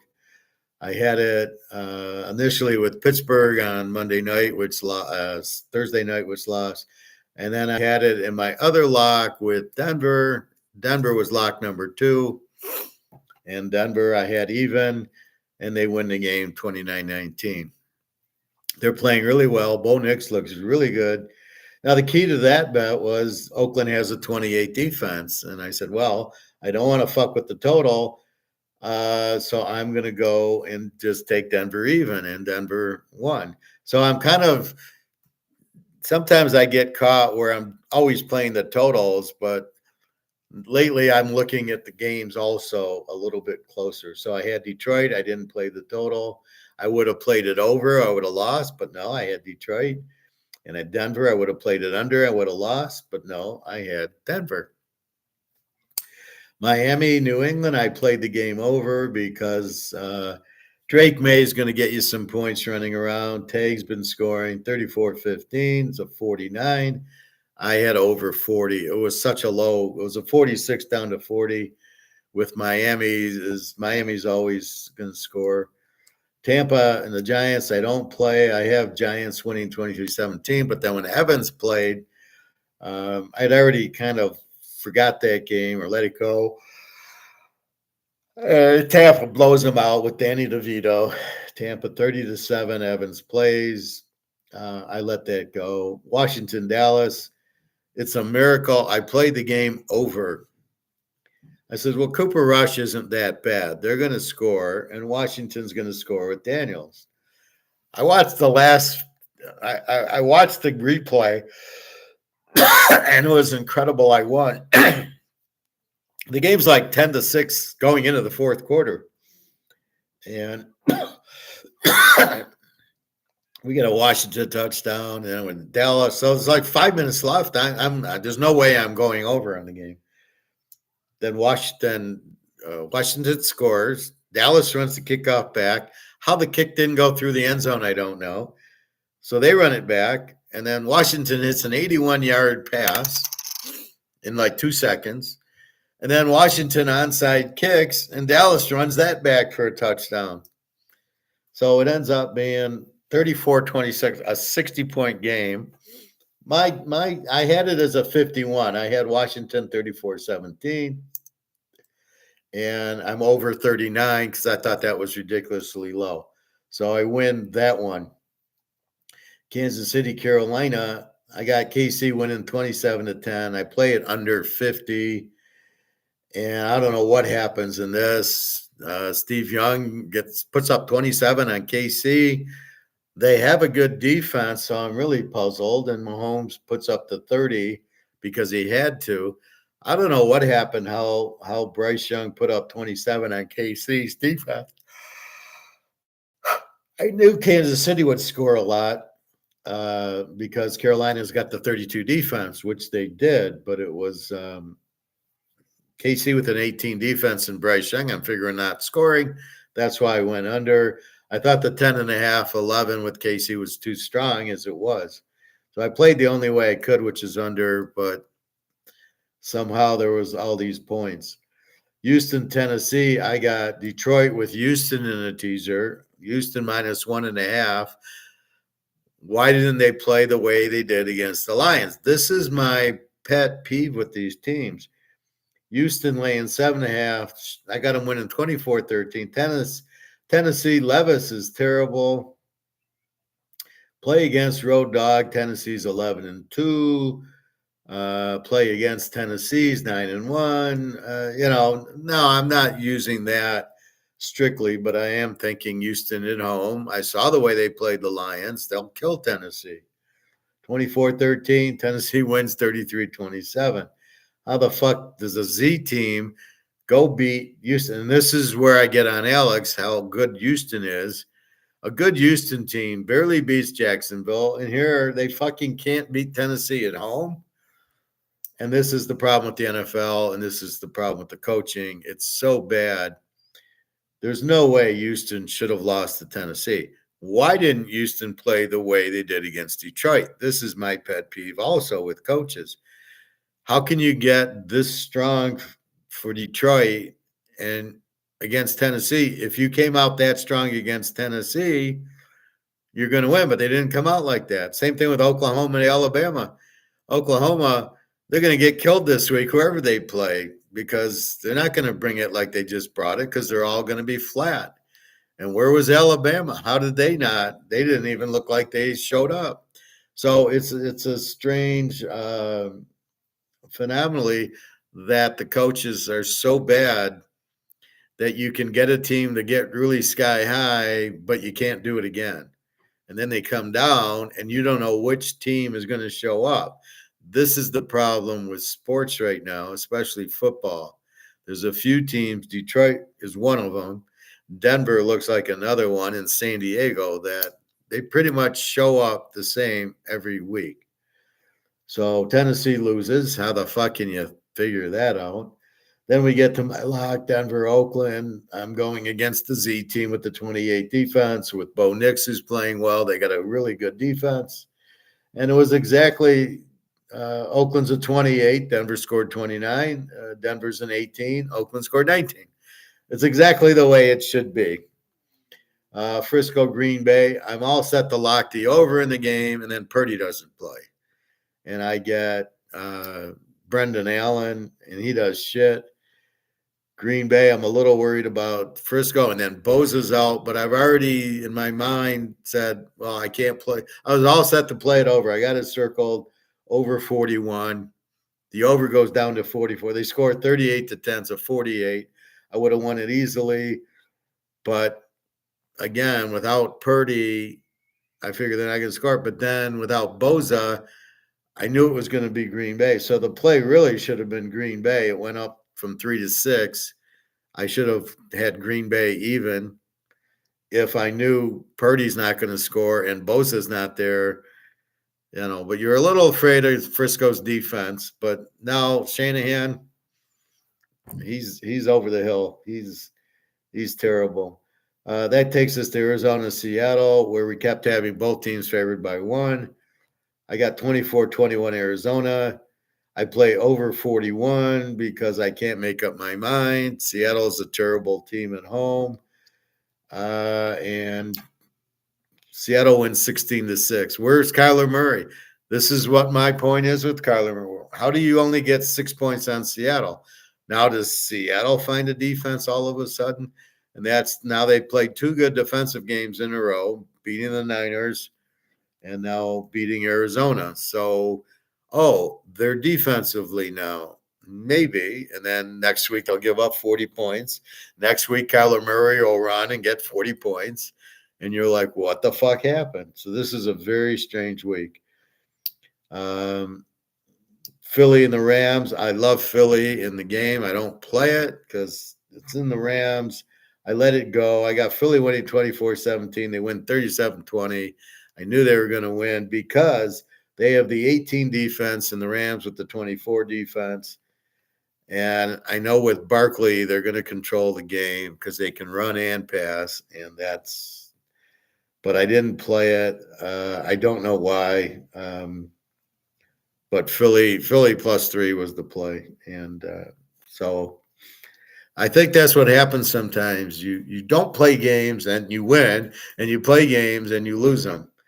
And I know that happened to me with Alabama, locking Alabama instead of locking Kansas. It just you can't understand it or explain it. Tonight I played San Diego in 9, and I don't know what the score is, but I looked at it same way. Baltimore has no defense. Lamar against the good defense doesn't show up like against Pittsburgh. San Diego looks great. Herbert looks great. Their defense looks great. And they have a 13 defense. So I'm figuring Baltimore's not going to do much. I got San Diego +9 at home. They're playing really well. Strong defense and Herbert, and that's where I'm at with it. So I don't know what the score is. I don't want to know, but I'll find out later. But that's where it is. So I took San Diego and 9 at home because Baltimore is a paper tiger. And they can't even beat Cleveland and Oakland, right? Those are 2 losses they had. They lost to Pitt. Anytime you have Lamar, he's good against the weak defense, but not here. This is a 13 defense, San Diego. So that's what we've got. So that's what I played this week. So I hit my lock. Detroit and Denver. Thanksgiving, I got Detroit -10. I got Dallas. I think they're 4, and Green Bay, I think 4. So I played 2 of these 3. I'll post them tonight on the thing. Gold's going 26-28. We're moving. We're rolling tide with gold. All right. Let's go to Thanksgiving. So if you're going to buy, you should buy Thursday to get the Thanksgiving games. All right, Detroit's 10.5. So let me adjust. 48.5.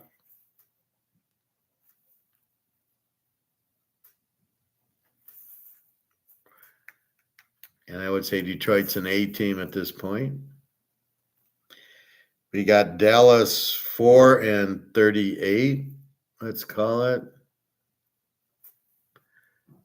to the Danny DeVito-led Giants. And then we got Green Bay 3-47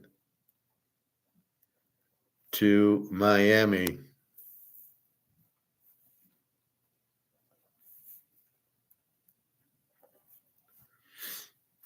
So I will have a Thanksgiving play. I already see it. I'll post it. Further on, now I got to update my stats, but I got to wait for the Monday night game. I don't probably have to. They're not going to change much. Kansas City's 13, 42.5 to Oakland. This is the Friday night game. So this is the Friday, Netflix game. So stupid. Then we've got Sunday. Seattle goes to the Jets's. Seattle is 2.5, 41.5 to the Jets, who we have no idea who they are. Pitt and Cincinnati. Cincinnati is laying 3-47 to the Steelers. Joe Burrow. Indy 2.5, 42.5 at New England. I don't know that Indy's good enough to be a road favorite, as bad as New England is.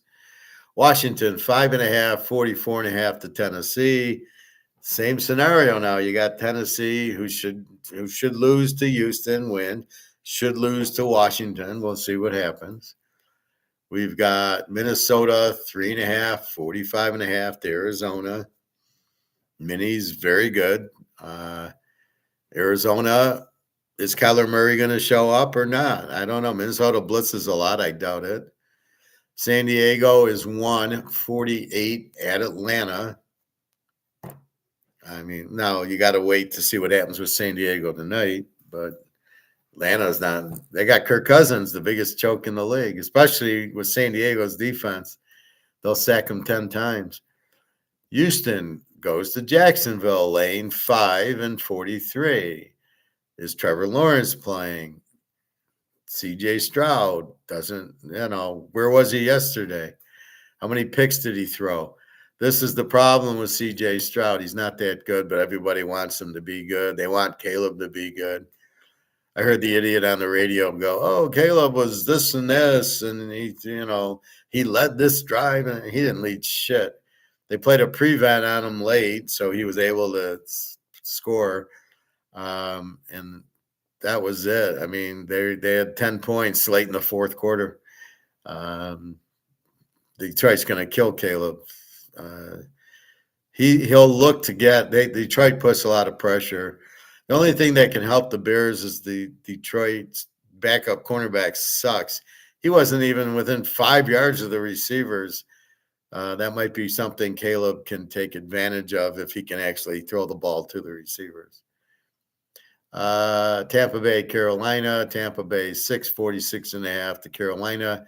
Is Bryce Young really getting better? I mean, did he really light up Kansas City, or was it a bunch of pick sixes and punt returns and stuff like that?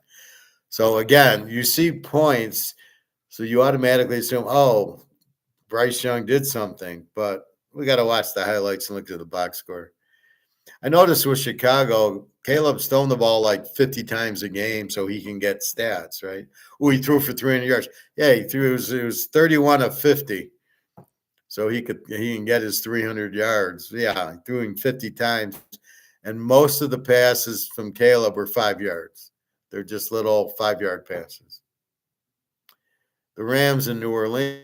The Rams are a 3-point favorite, 48.5 at New Orleans. I don't know about that. Philly and Baltimore, game of the day. This is not even a night. This is a 4:00 game. Baltimore at home, 2.5, 50.5. We got a live dog there, everybody. And probably a live over.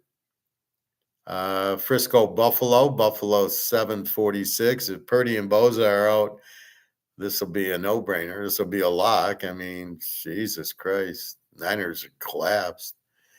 So that's the Sunday night game. And Monday night game, Denver 5.5, 42 to Cleveland. Oh, my God. Now, you watch. Denver's not going to let Winston run around like Pittsburgh did, which I'm surprised Pitt didn't blitz some more. But look for Denver. They're very hot. So I see 3 minutes left in this game, but I don't know the score. Okay.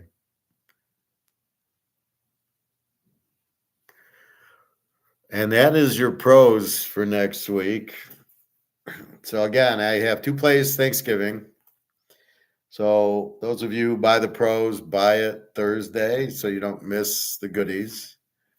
But I will add the Sunday games probably.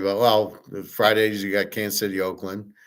And then Sunday, all the games I just said. So there's a couple of locks I quickly picked up on. College, I did write them in. Tomorrow, Buffalo 21-49 against Clark Kent, the Z team, who Akron put up 40 points on. So there's your Z team thing.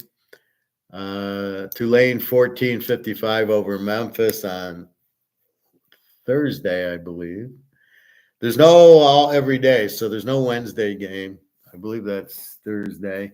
And then there's a bunch on Friday. Colorado 16-64 to Oak State. Wisconsin 2-44 to Minnesota. Bowling Green 3-43 to Miami of Ohio. Ohio 14-52 to Ball State. Navy 156 to East Carolina, who is a very different team with a new quarterback. And I had them as a dog this week, and they won for me. Boise 20-56 to Oregon State. Boise needs the game for the playoffs. Ole Miss against Old Mississippi State. Ole Miss 26-62. This should go over at the half. Utah State, Colorado State. Colorado State 6-60. Utah State scores like a son of a bitch. Liberty 347 over Sam Houston at Sam Houston. Look out for Sam Houston. South Alabama 161 to Texas State. This could be also a lot of points.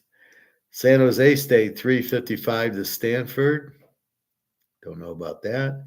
Stanford played 2 games ago, and then last week played Cal pretty tough. It was like a 3-point game, as you would expect in a rivalry. Iowa 639 to Nebraska. Iowa at home being the key word there.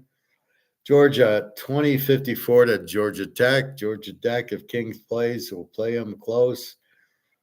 Georgia, they're all their running backs are out, so it's really difficult. They throw a lot. Their defense, they beat UMass last week, right? And the last Friday game is UCF 8-49 to Utah. Now UCF scores, Utah doesn't. Well, they can, but they're not. There's no Cam Rising. He's killing me. I could have had all these locks with Cam Rising playing. Now, big games on Saturday. Clemson 349 to South Carolina. Duke 4.5, 53 to Wake Forest. North Texas 10.5, 64 to Temple. Really? Illinois 7, 44 to Northwestern. That's a rivalry. They're both in Illinois.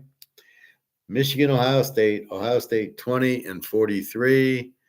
We know where we're going with that. And no, I will not make it a free play. I actually want to win the bet. Louisville 3.5, 48 to Kentucky. In Kentucky, live dog. Tennessee 11, 48.5 to our Vanderbilt, which wins every week. My favorite teaser last week, I had Vanderbilt plus 13 against LSU and Duke getting 9 from whoever, and they both won. Duke won outright, getting 3. I had plus 9, and Vandy lost by 7 to LSU. We had, I think, 12 or 13. Army 7.5, 55 to UTSA, who is on fire. UTSA, they could be a very live dog there. Lou Lafayette 9.5 over Lou Monroe, a battle of the Lou's. Connecticut gets UMass 10-49 for Connecticut. Florida 14-45 over Florida State, who how they could go from that good of a team to this bad of a team. They don't have a quarterback. That's what kills you. Florida 14, the way they're playing, they're going to kill them. They're going to kill them. They're going to kill them. They're going to kill them, as Herman would say.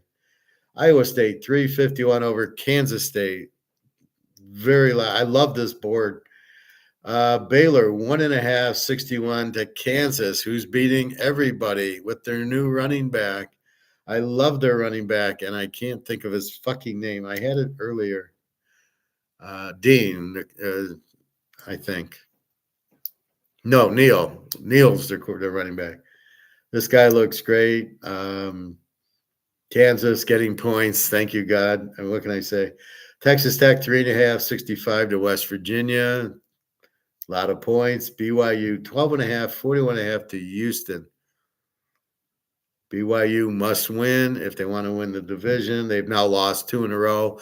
I had them big against Arizona State last week, and they covered. TCU 2.5, 58 to Cincinnati. Another should be pretty high scoring. Western Michigan 7-57 to Eastern. I guess it's a rivalry. South Florida 5-52 to Rice. That is not a rivalry. Troy 17-48 to Southern Miss. We found our bitch, Southern Miss. So I had Texas State as a lock 1. I had South Florida last week as a lock 1. Do I dare lock Troy? Oh my God. I hate Troy. I hate their coach. Florida International 8:52 to Middle Tennessee. Who knows? Who cares? Coastal Carolina 15:55 to Georgia State. This could be an over. BC 4:49 to Pitt.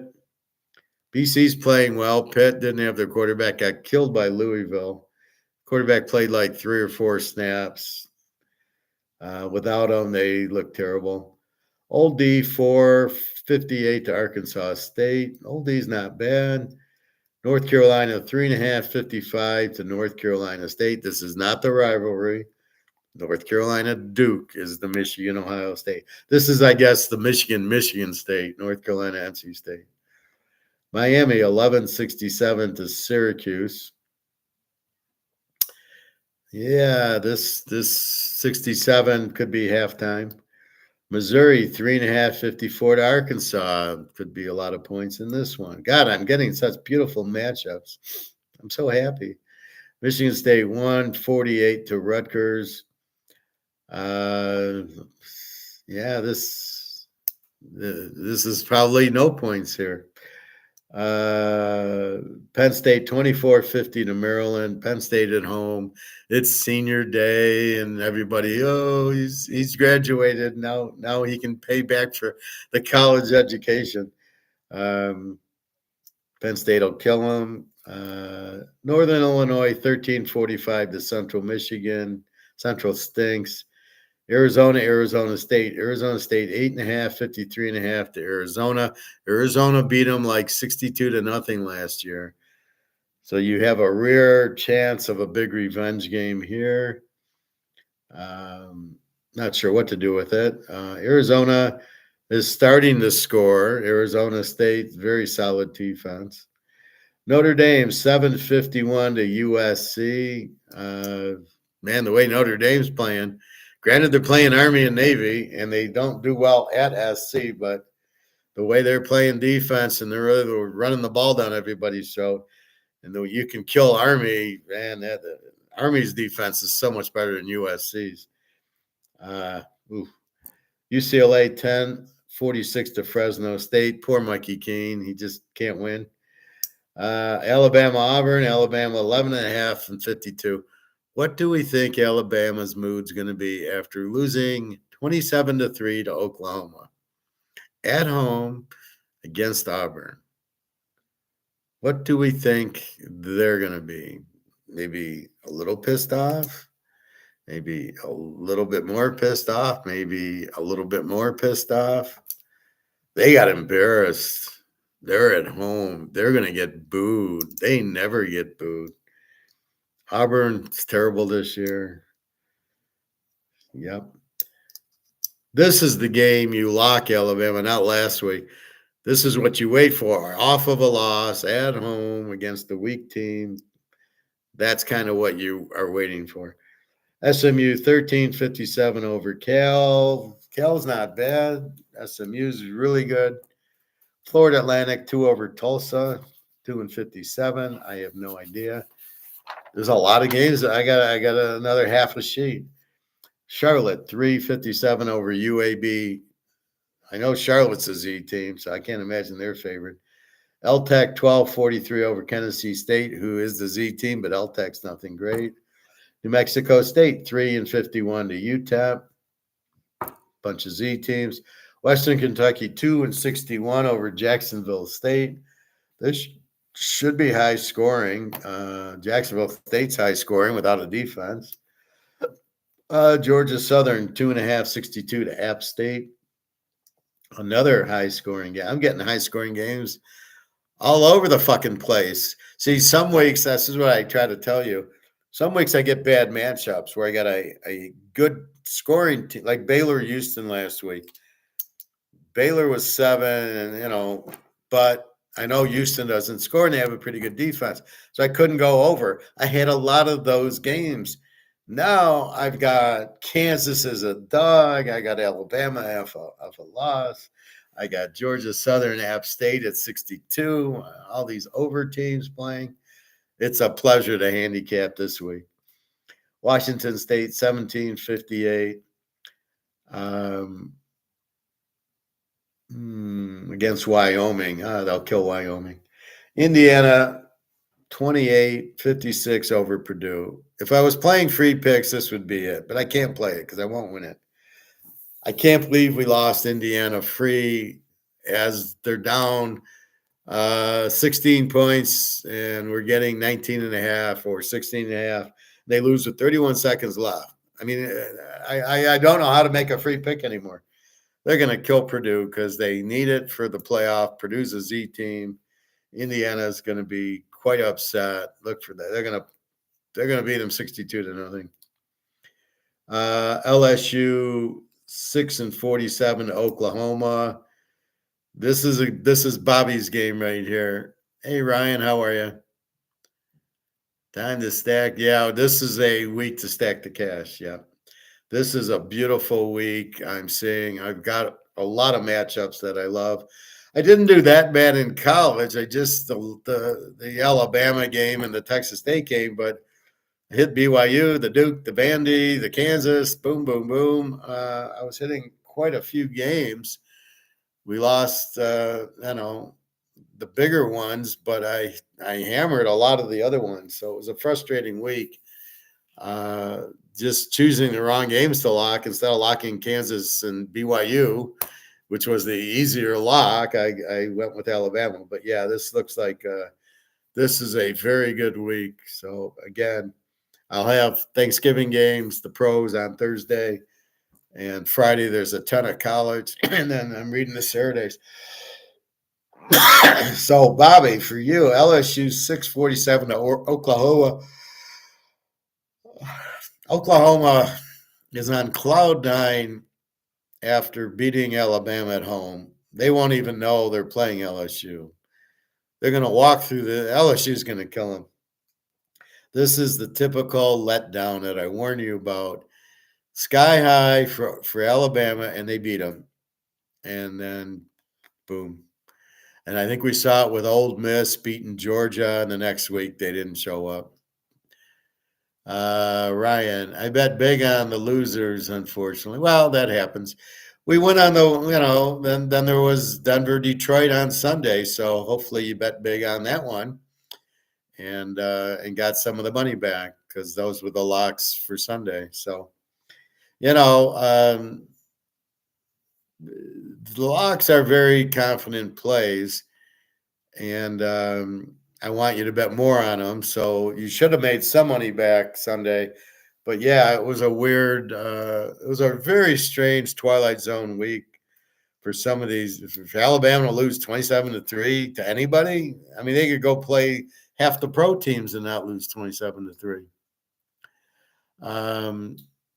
Okay, good. So you get that back. Then we got San Diego tonight. I think we had them with Denver, so that should be live. But this looks like a real good week here. Anyway, so LSU should beat Oklahoma. They did beat Vanderbilt, which is a major win, but they're at home. It's probably senior night.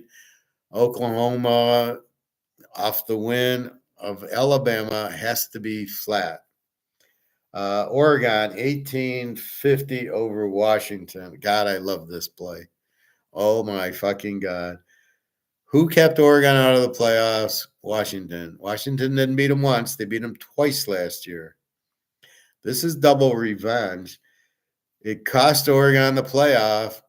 And now who's number one? And now where's Washington? Washington is nothing in the games at Oregon. God, I love this game. If only I did free picks. And I can't do it anymore. Texas 648 over Texas A&M. Interesting game here. VTech 748 over Virginia. UNLV 1755 over Nevada. Another pretty game. James Madison 3.5 52 over Marshall. I like the dog there. Air Force 3.5 43.5 to San Diego State. Means nothing. Although Air Force switched quarterbacks, they're getting better. And our last game, New Mexico 261 to Hawaii. I can't believe New Mexico is favored in this game. I wish they were. I love them as the dog here because they will score a ton, and Hawaii just doesn't score. but I can't go over because Hawaii doesn't score for us. So this is what I had last week. But we got a ton. We got 2 huge revenge games. We got Oregon, Washington. We got Ohio State, Michigan. So load up, Ryan. Here we go. I got so many. I might have 25 teasers. I mean, this is unbelievable. I got Vandy getting 11. I got UTSA getting from Army. I got Duke. I got South Carolina getting from Clemson. Georgia Tech from Georgia. Texas State, South Alabama. Mississippi State. East Carolina getting from Navy. You got to understand, East Carolina switch quarterbacks. They're scoring through the roof. You've got UTSA, who's all of a sudden, it's like Joe Montana's there. And they're getting, what did I just say? UTSA. They're getting 7.5 from Army. The way this kid's throwing the ball, Jesus Christ. Thank you. I got Notre Dame laying 7 to USC. This is like Christmas. This is like I got 20 games. I mean, this is like, where's this been? Talk about quad aces. This is like double quad aces this week. This is going to be huge. The problem is going to be which teams to lock, and I might play 8 locks this week. This is just unbelievable. I'm drooling. I'm so excited. This is what separates last week or the other week. You know, I'm searching for locks. I go Alabama. This week I'm not searching for locks. I just saw 8 of them at least that I just am drooling over. But Kansas getting points. Kansas just beat Iowa State, BYU, and now Colorado. Beat them straight out. Devin Neal is like O.J. Simpson. You've got to be fucking kidding me. I love that game. Oh my God. It's so many. No, I don't. No, this is what I live for, Ryan. This is not to be calm. This is to be excited. This is when I get excited. Last week, I don't get excited. I'm like, who the fuck do I play? And it was, I kind of pushed the Indy game, which we should have won. We lost with 30 seconds left. Why aren't they taking a knee?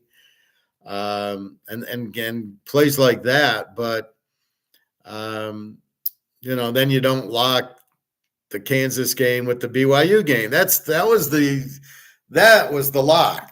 BYU getting points. They had to win it. And Kansas, who's beating everybody.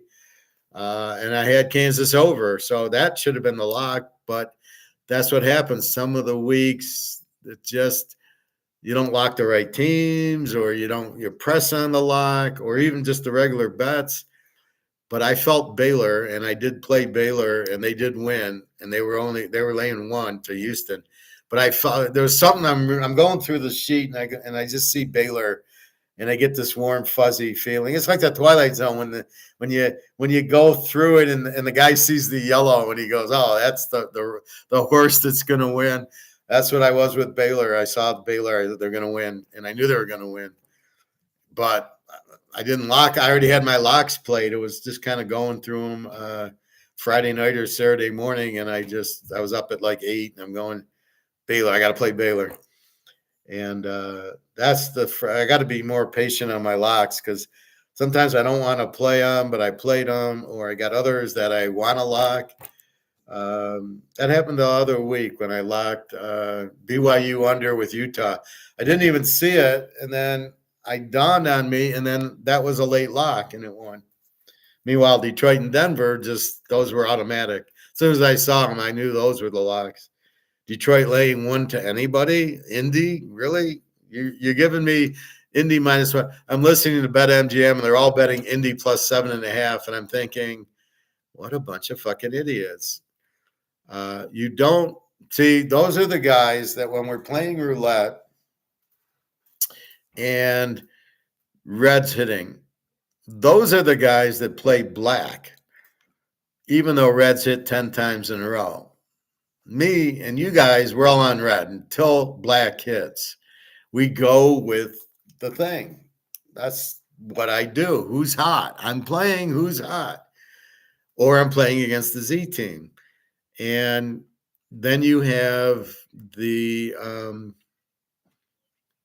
so they're all on Indy. And I got Detroit -1, and it's a joke, and it wasn't really close. And they're crying that they had Indy in 7.5, and I'm like, what kind of idiot plays 7.5 against the Lions? My God, I mean, what are you, insane? Now, I can't explain Carolina KC, and I can't explain Tennessee beating Houston. Only the fact Houston's really not that good, and I know Carolina sucks, so I can't figure it out. KC. I assume they just weren't interested because they played Buffalo the week before, and just business as usual. That's the thing. These better teams, KC gets up for the playoffs, or if it's Baltimore, if it's Cincinnati. But when they got Carolina, they don't care, and that's the problem. Denver, though, over Oakland, Denver had to win. So I think you look for those middle teams that have to win. When they play the weak teams, they kill them. But when you got the Kansas Cities against the weak teams, they don't care. And so that's what happens. Love college. Jesus fucking Christ. I will post these tomorrow. Well, I got to look at weather, and I got to look at injuries. So really, I got to wait till Wednesday. Thanksgiving, I played 2 games. They will be posted tomorrow. And we will see. And then there's a shitload Friday in college. There's like 12 games, and I'm going to play at least, 1, 2, 3. I got at least 3. No, 1, 2, 3, 4. Prime time's on. Prime time. He was crying pretty hard. They couldn't stop Devin Neal. That guy, between him and the boy and Gentram Boise, and you see what Barkley's doing, and you see what Derrick Henry's doing. I don't know why these guys aren't drafting more running backs and just going with the quarterback, thinking that's it. And they get in the red zone, and they wonder why 4 incomplete passes. And I am so sick and tired of going for 4th downs and going for 2. I am so sick of. They get the ball, they drive down to the 10-yard line, and it's 4th and 3, and they go for it. And they run up the middle, and they don't get close to it. The Lions did that yesterday, and you're like, kick your fucking field goal. Keep the momentum. What the fuck is wrong with you? Well, we want to be aggressive. No, you're not aggressive. You're an idiot. You're stupid. You cost the team the Super Bowl last year. You'll probably cost them the Super Bowl this year. Detroit, they think they're the 1 seed. Minnesota's a game behind, who looks very good. Philadelphia is a game behind, who looks very good. Detroit has Chicago this week. Okay. They got Green Bay, who can do damage. They got Minnesota. They got Buffalo. San Francisco, it's turned into a nothing. But that's who they got. They got a Buffalo, a Green Bay, and a Minnesota.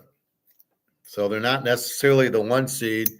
And I don't know that they can win at Philly, and they will struggle against Green Bay or Minnesota at there.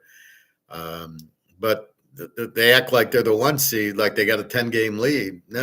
You got a 1-game lead, and Philadelphia looks damn good. Their defense. They got all the Georgia guys playing. Ryan, definitely some weather working its way through. Well, we had last week a little bit of weather, but all the games were high scoring, so I didn't see that. I did look at a lot of these, and I didn't see weather last week. This week it's actually warmer here today. It really affected the Michigan game. They put up 50 points. It was cold here on Saturday, and who was that? Where was that team? So we'll see. Ohio State 20-43. Ohio State, I don't know. I like the under in the Ohio State Indy game, but I took there was too many points, 13.5. I took the 19.5. But I like the I don't know. I got to work on this total 43. I don't know how good Ohio. I mean, really, that was a joke. Ohio State scored on when the punter fumbled, couldn't catch the ball, so they got it at the 5 with a minute left in the half. All he's got to do is punt. They probably at best kick a field goal, and then a punt return. So don't give me like Ohio State killed Indiana. Fuck, a punt return and the guy fumbles. That's 14 points. They had 31. It's 17-15. That's what the score was, not, and then they scored at the end on the onside kick, but it was 17-15. You got a punt return and a fumbled punt. That's not Ohio State dominating. Against Michigan with the defense, Ohio State's defense, they did hold Indy to 15, which I'll give them credit for. They do have a good defense, except for against Oregon, and Michigan's no Oregon offensively. Plus, the game was at Oregon, and they were tired from traveling to the West Coast. So Oregon had a big advantage with the game played at Oregon. Here, defensively, I think it'll be more of a defensive game also. I don't see 65 points in Michigan, Ohio State. But we'll look at the weather. And again, these games, most of them are Friday, Saturday. So in the pros, most of these stadiums are dome, like Detroit at home, dome, Dallas, kind of a dome, and then Green Bay's not going to be. So I like Green Bay depending on the weather there, right? Is it going to be snowy and blizzardy? It was a pretty calm day there, so they get Miami. So if it's really cold, it'll hurt Miami, that's for sure. It could be. I mean, it's Green Bay and it's November. But no, I show my emotions, Ryan. I gotta have my fun. Can't be too serious. Plus, I'm doing what I love to do, so it makes it easy. We're talking about that at work, like you got to go in and you got to get up early. You got to be in, be at work, get there at 8 and you work to eat your lunch and you leave at 4:30 and you're kind of trapped at your desk and, and until I do this, when I don't care what time it is, and we have fun at it, and that's really what people should do with their job. They should be able to do it when they want and have fun with it. Just get it done. So I got a handicap, but when I do it, sometimes I don't feel like it. I'm tired. Sometimes I get right into it. So, like I said, looking at it tonight, I'm into the college, that's for sure. And the pros, but I got to analyze the pros. I don't even know the games yet, I think. Oh, no, I did give the lines.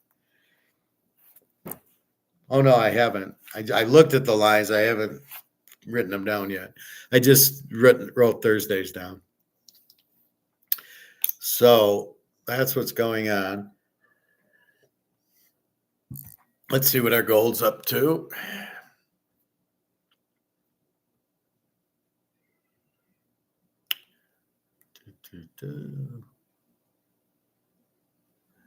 $26.28.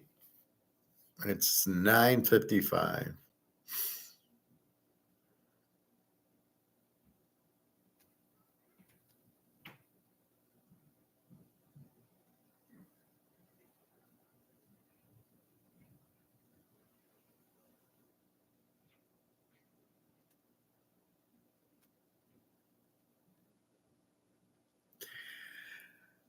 So I gave Titus the Thursday game. He bet this 18 teaser for 36,000. And unfortunately, he had Alabama on it, but we hit UTSA, Dallas, Detroit. Washington over. He was close, but he's got to win them all. But that would have been nice, 36,000. This week, he can win 36,000. Titus, if you're listening, you're gonna win 36,000. I'm gonna give you 8 winners, no sweat.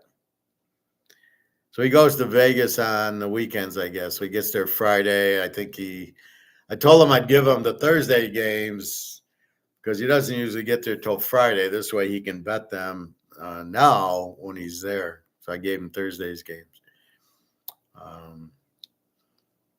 But anyway, so yeah, he's still on cloud 9, winning that 18 grand. And then he hit it again the next week. I don't know what he hit, but he hit again. So now everybody runs up to Titus. Who do you got? Who does your guy give you? So he's selling my picks in Vegas, which I don't mind as long as I get my cut. Keep the goose laying the golden egg happy. So that's going to work out. Anyway, so that's what we got. We got a fabulous college week.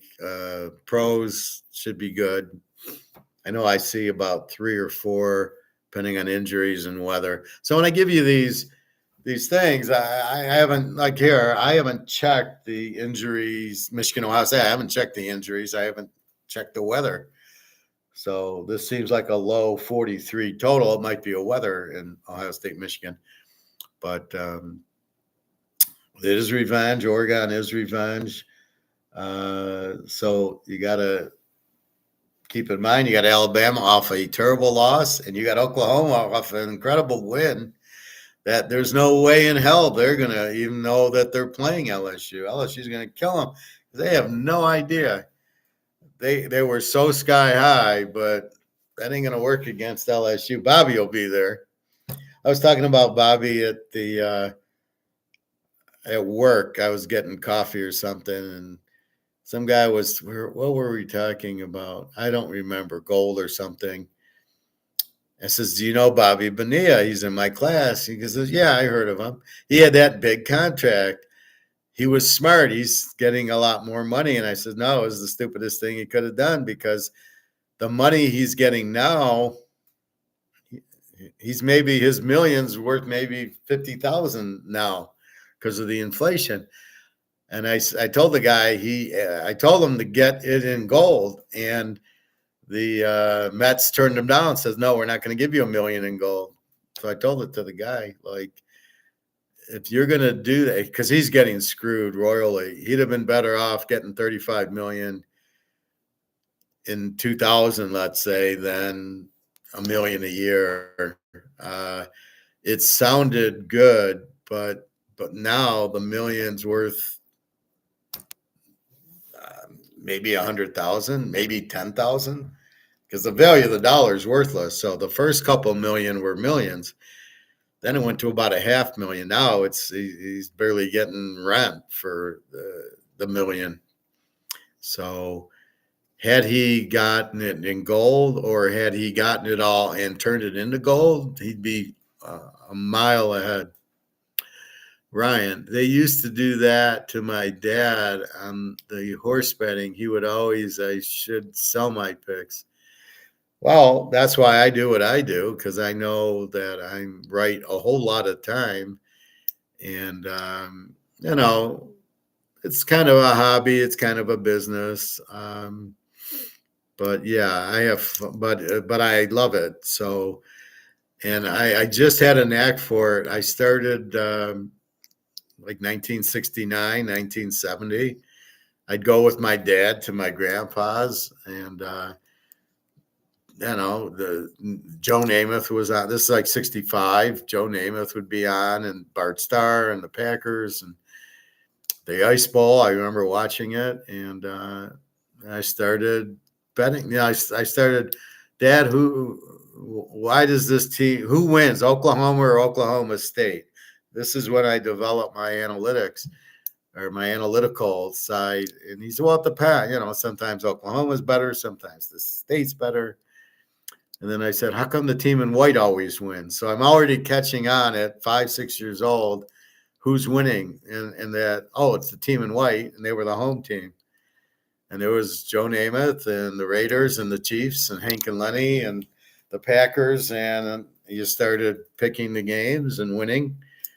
And I didn't know anything about totals back then. I had to clean up on the Packers under. Would have been a joke. Michigan, Ohio State under was a joke the whole 1970s. But I didn't. I teased the dog, but I didn't start teasing till 77. My dad said there's something called a teaser. I don't care about that. He says, yeah, you can adjust the spread 6. And I still didn't pay any attention. And then I started to look into it, and then I slowly figured out, which is what I do. And so now I give us huge advantages on the teasers, like the Lions -1.5. Then you can lock it. You can bet it really strong because you know that's going to win with Denver even. So that's where I really excel is knowing when and which side to take the teaser on. And now it's over and under, and you still get a little screwy with the over-unders. The should be high-scoring games, and they don't make it, and you're going, what the fuck did that? Look at BYU Kansas 2 weeks ago. I had the over. I knew Kansas was going to win, but I took the over because it was so low, and they play 17-13, and then here they play Colorado, and they play them to a 65, and you're like, fuck. Now, I did have that over, but all the overs hit. Texas Tech hit, Texas TCU hit, everything hit. So you just, it's still testing a little bit the totals, but when I got the live teams, when I see a live dog, I love it. It's more in the pros than college, but you'll get the college ones.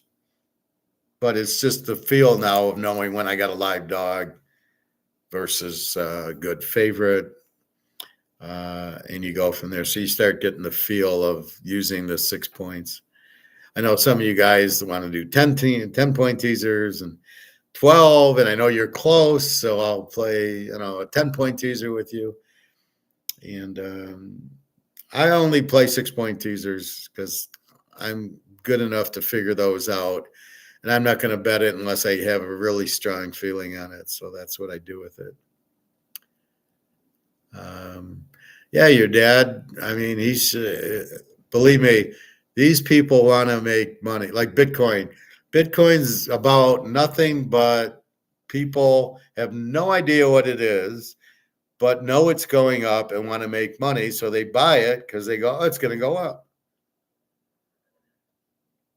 They don't know why it's going up, and they don't care why. Well, it's like Madoff. Everybody got into Madoff. Nobody knew what he did because he wouldn't tell anybody.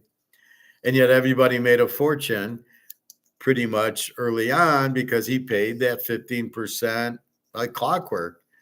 And he kept getting money in, and he kept paying it out. So you didn't care what he did as long as you got your 15% every month. Or I guess it was annually, so you got your 150, 15 divided by 12. As long as you got that, you didn't care what it was. And that's how people are. They're smart enough to want to make money. They're not smart enough to know how to make money. So, here's Madoff. Oh, great. We can make money. Oh, my dad's in it and he's making money for 5 years. I'm going to jump in it. I don't know anything about it, but he's in it and he's making money. Or my aunt's in it. She's making money. Or Bitcoin, I don't know what it is, but I'm going to do it.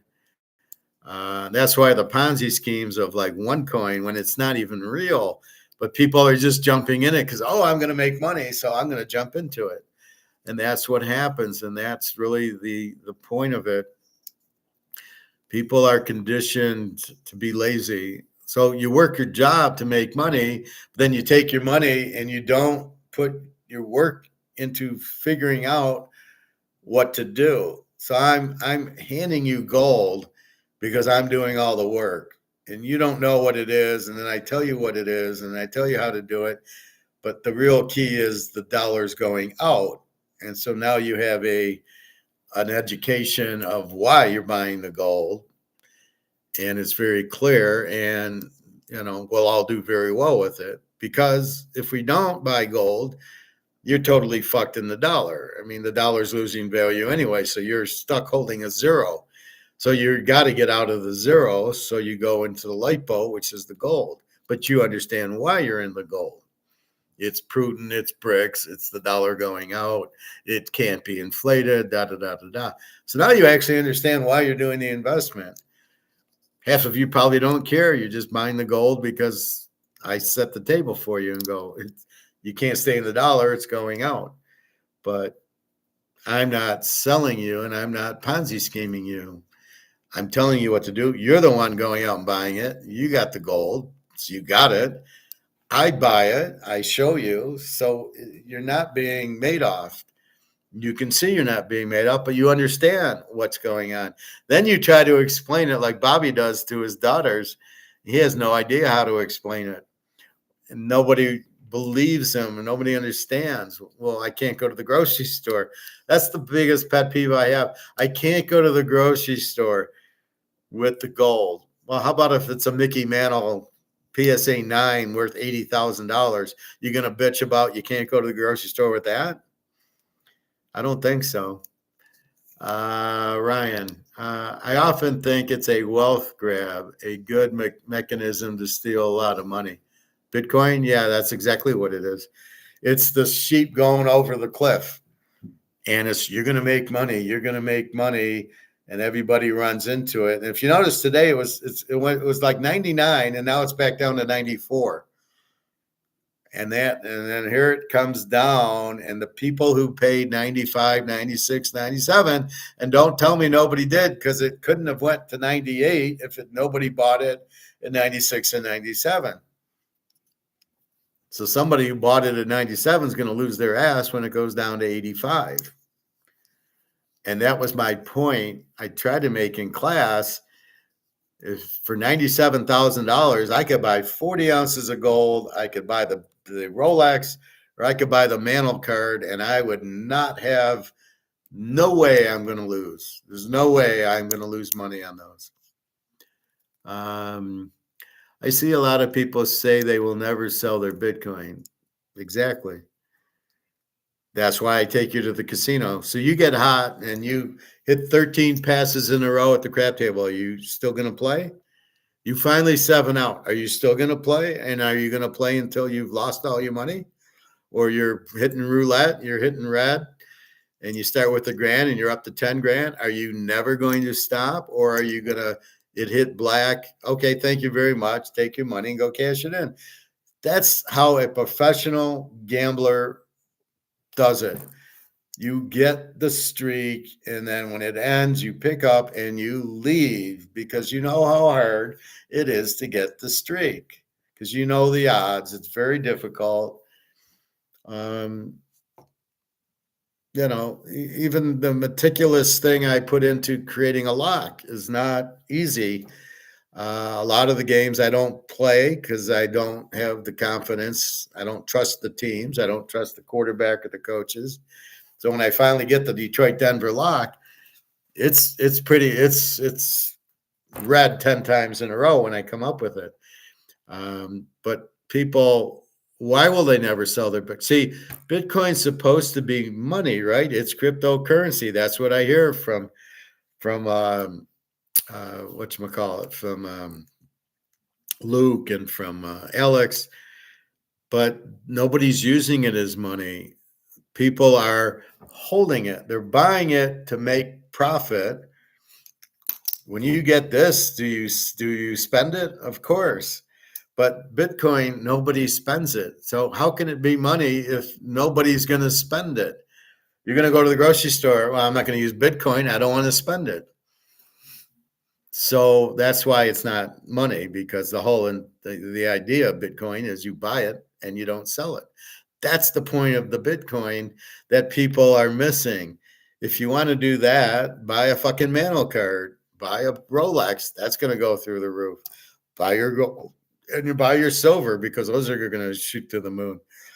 That's what, if you want to do that, but at least do it with something that's real, and it's very limited. Rolexes are extremely limited, and so are PSA 9 Mantle cards, or the Jordan rookie or the Montana rookie is extremely limited. And obviously gold and silver are extremely limited. And so that you'll actually hold and make money. You're not going to lose on it, but you're going to make a lot of money. Where the Bitcoin, you have no idea what you're doing. You're not going to spend it. So it's not money. Then it becomes, what is it? And oh, by the way, you can't hold it in your hand. It's just in space. What the fuck would I want to own something that isn't real, that's just in space, that's some code, but I can't put it in my pocket. I can't put it on my wall. I used to have like shelves when I was married, and we'd hang our cards on the wall as like a painting. So you see this is a Van Gogh poster over here. If I can get out of the way. That's a Van Gogh poster I got from the Van Gogh Museum in Amsterdam. It's a poster, but it's on the wall. It's a Van Gogh. No, it's not real. It's not worth anything, but it's still on the wall of Van Gogh. You can't do that with Bitcoin. You can do it with baseball cards. You can't really do it. Well, I guess you could hang the Rolex on the wall.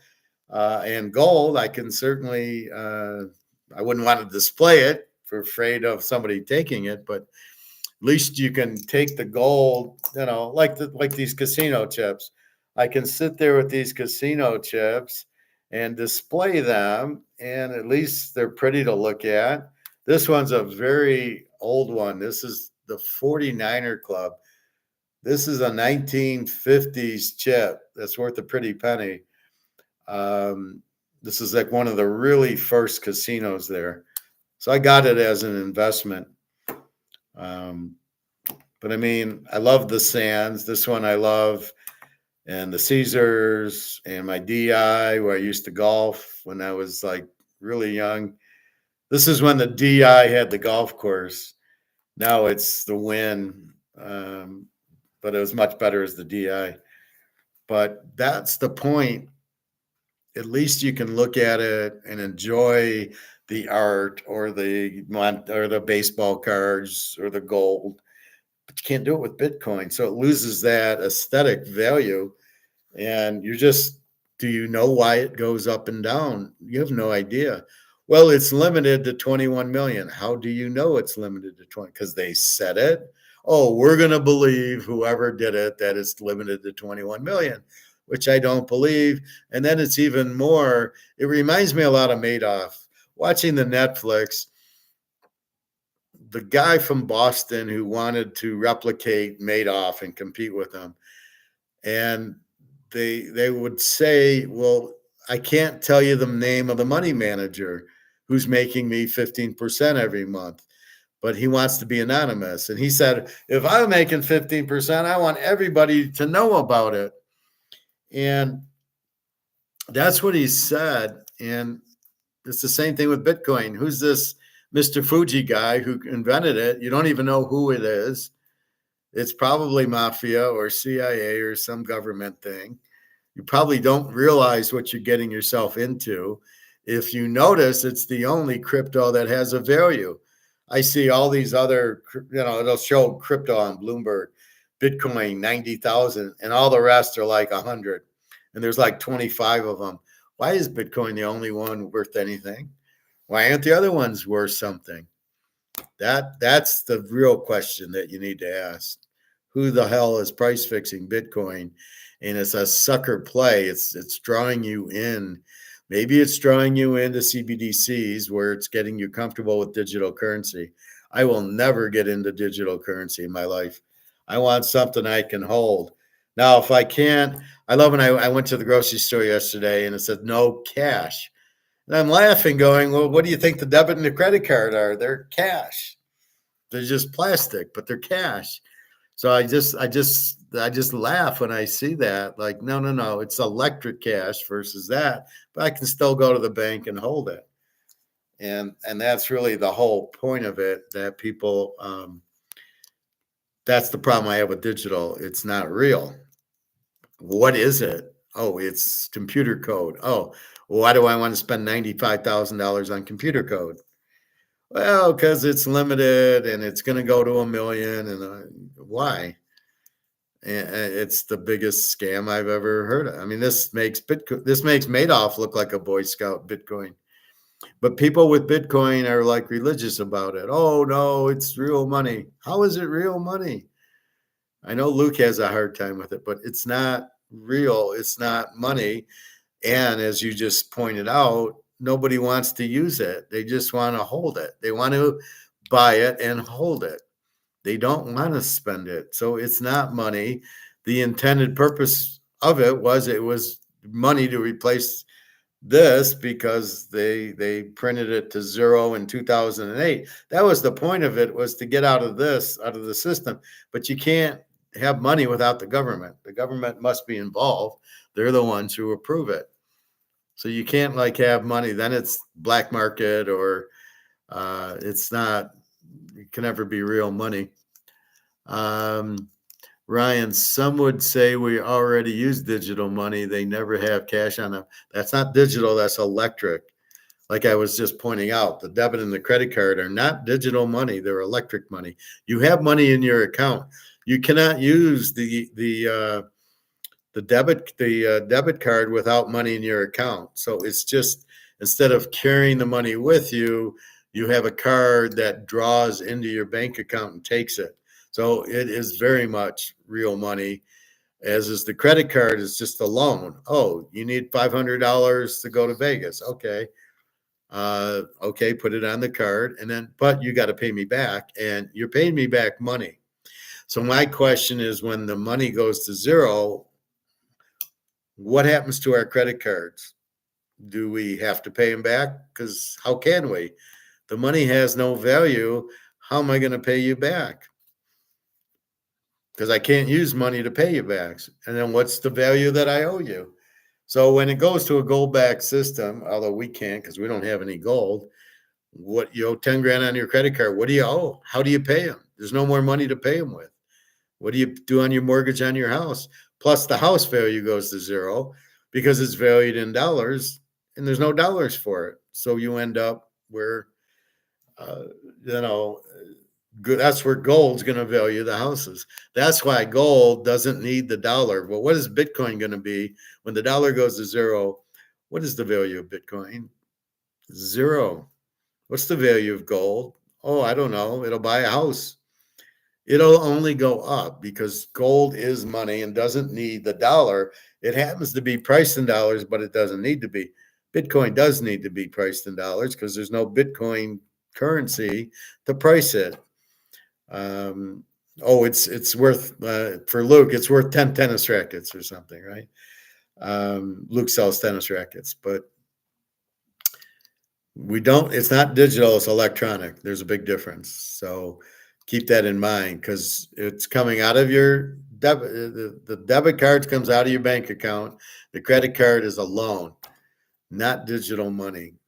We're digital money. If we're looking at Bitcoin, you got to have it, and then you send it. To me, it's no different than PayPal. If I want to buy something, I give you $100.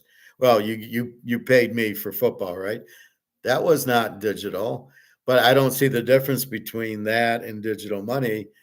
But it's real money that you paid me with. It's this, which I did a Rumpelstiltskin and turned it into gold.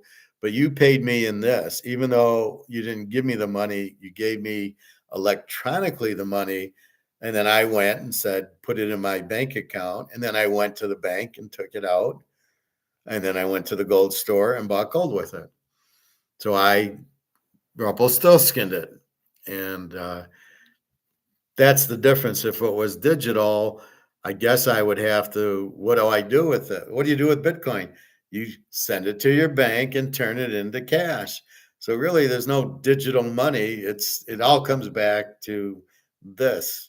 And I don't think that'll ever go anywhere because too many people rely on it, including, by the way, the mafia who does all the drug selling. I saw this thing on YouTube on Amsterdam. It's billions and billions of smuggling. It comes from Rotterdam. They smuggle in the drugs, and then there's guys in the car, and they drive it all over Europe, and that's the mafia. But they're not going to take Bitcoin, and they're not going to take, they're only going to take dollars. So you pay me in dollars, and since it's the mafia, it ain't going anywhere. There's no way the dollar will become extinct unless the mafia comes up with something else that they take. Maybe it's gold and silver, I guess. Ryan, some would say okay. I seen one of the online metals store accepts crypto. I think Ampex, maybe JM Bullion. Well, they can accept it. They're stupid too, but that's okay. Maybe they're into crypto too, but I would much rather. I think I've seen that too, but I wouldn't accept crypto for gold. You got to be out of your mind. Gold, the value is going up. See, that's the problem with these guys. They're salesmen. They're not gold guys. They're not like me. I'm a gold economist, Austrian economics. I'm an economist that understands all the values and all the reasons. And these salesmen don't. They just see it as inventory. They go, oh, yeah, I'll take crypto for that because I want to get crypto. So I'll trade crypto for gold, and I would never trade crypto for gold. That's my point. If I'm going to buy crypto for 95,000, I'd much rather buy 45 ounces of gold than the crypto. And that's kind of what I do. I buy gold, not anything else. And that's the reason. So I'm not, the gold stores might take it, but because they're Bitcoin guys. I think because they're Bitcoin guys, they take it and they think, oh, wow, I got Bitcoin. And yeah, but you gave up an ounce of gold for it, or how much? I guess it works in increments. So like you have 1/10 of an ounce gold, 1/4 of an ounce gold. So I assume I'll give you $2,800 worth of bullion, worth of crypto for an ounce of gold. So they're not even getting a crypto; they're getting a part of a crypto, whatever Bitcoin. They're getting a slice of Bitcoin, not a whole Bitcoin. But the Bitcoin value could easily go to zero because there could be no demand. There's a lot of money laundering that goes on in Bitcoin. And one thing I was watching, you think you're immune, that nobody knows you bought ribs or you bought gold with it. No, they now know exactly what you buy. I guess there's a way to look at your code to your name, and they know exactly what you went to Chinese. We know that. So where you thought it was you're immune and nobody knows, no, you're not. I'm the one who's immune because I buy the gold. I give them cash. I put it away. It's not in the bank. Nobody knows I bought it. And that's it. And nobody has any idea I have it. And that's how I like it. Right? Very immune to everything. And nobody can come in and say, oh, yeah, that stock, well, it's worth zero now. I used to hate stocks. Like you'd be in a stock, let's say you're in Disney, it's $100 a share, and you wake up and it's $60 a share. 60, you're like, what the fuck happened? Oh, the president, is a drunk or something. And then the stock drops, and you get the shit kicked out of you. You wake up, you lost $40 a share. That's what I hate about stocks. It's so manipulated. So I tend to not play them. I much prefer gold, where, yeah, I woke up today and it was down $40, but I know it's fake. I know it's derivative, and I know it'll go back up. And by this weekend, it should be 2,800 because the U.S. won't play Wednesday or Thursday. Let's see where we're at now. 26-27. So very comfortable with the gold. It ain't going anywhere. There's too much demand, all the central banks, and it's much cheaper than it really is because it's derivatives. They're keeping the price down where this they don't, and the Rolex they don't. It's at market, and that's what we're waiting. If we ever can get gold to a market where it's a free market for physical gold, it starts with the 20,000, right? Add a zero to the 2,700. And that I know. That's not a guess. I told my friend at work, I'm not guessing. This isn't my opinion. This is fact. This is what I've learned. This is what happens. The Roman Empire went out because they inflated their money. That's a fact. That is not my opinion. Just like Napoleon, just like Spain, just like England, it went out because they inflated. And when you print too much money, it goes to zero. That is not an opinion. That is not, I'm guessing. That is not any, that is a fact. That's what happens. And so I'm talking the US dollar. It's a fact. It's going to zero because these idiots keep printing it because they think they're Keynesians think, well, we can just keep printing. Nothing can happen. Well, I heard today, I was watching one of these morons and they said, well, because we can issue the money, we can print as much as we want. I'm like, no, that's not how it works. If you print too much money, it goes to zero. It doesn't matter if you're the issuer. All those countries were issuers. The Romans, obviously, they were issuing. Spain, Napoleon, England, they're the ones printing the money. Germany, 1920, they're the ones who printed the money.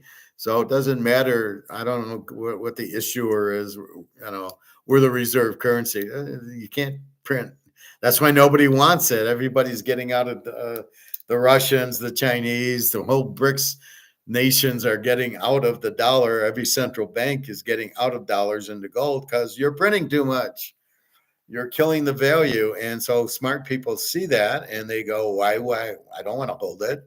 You're killing the value.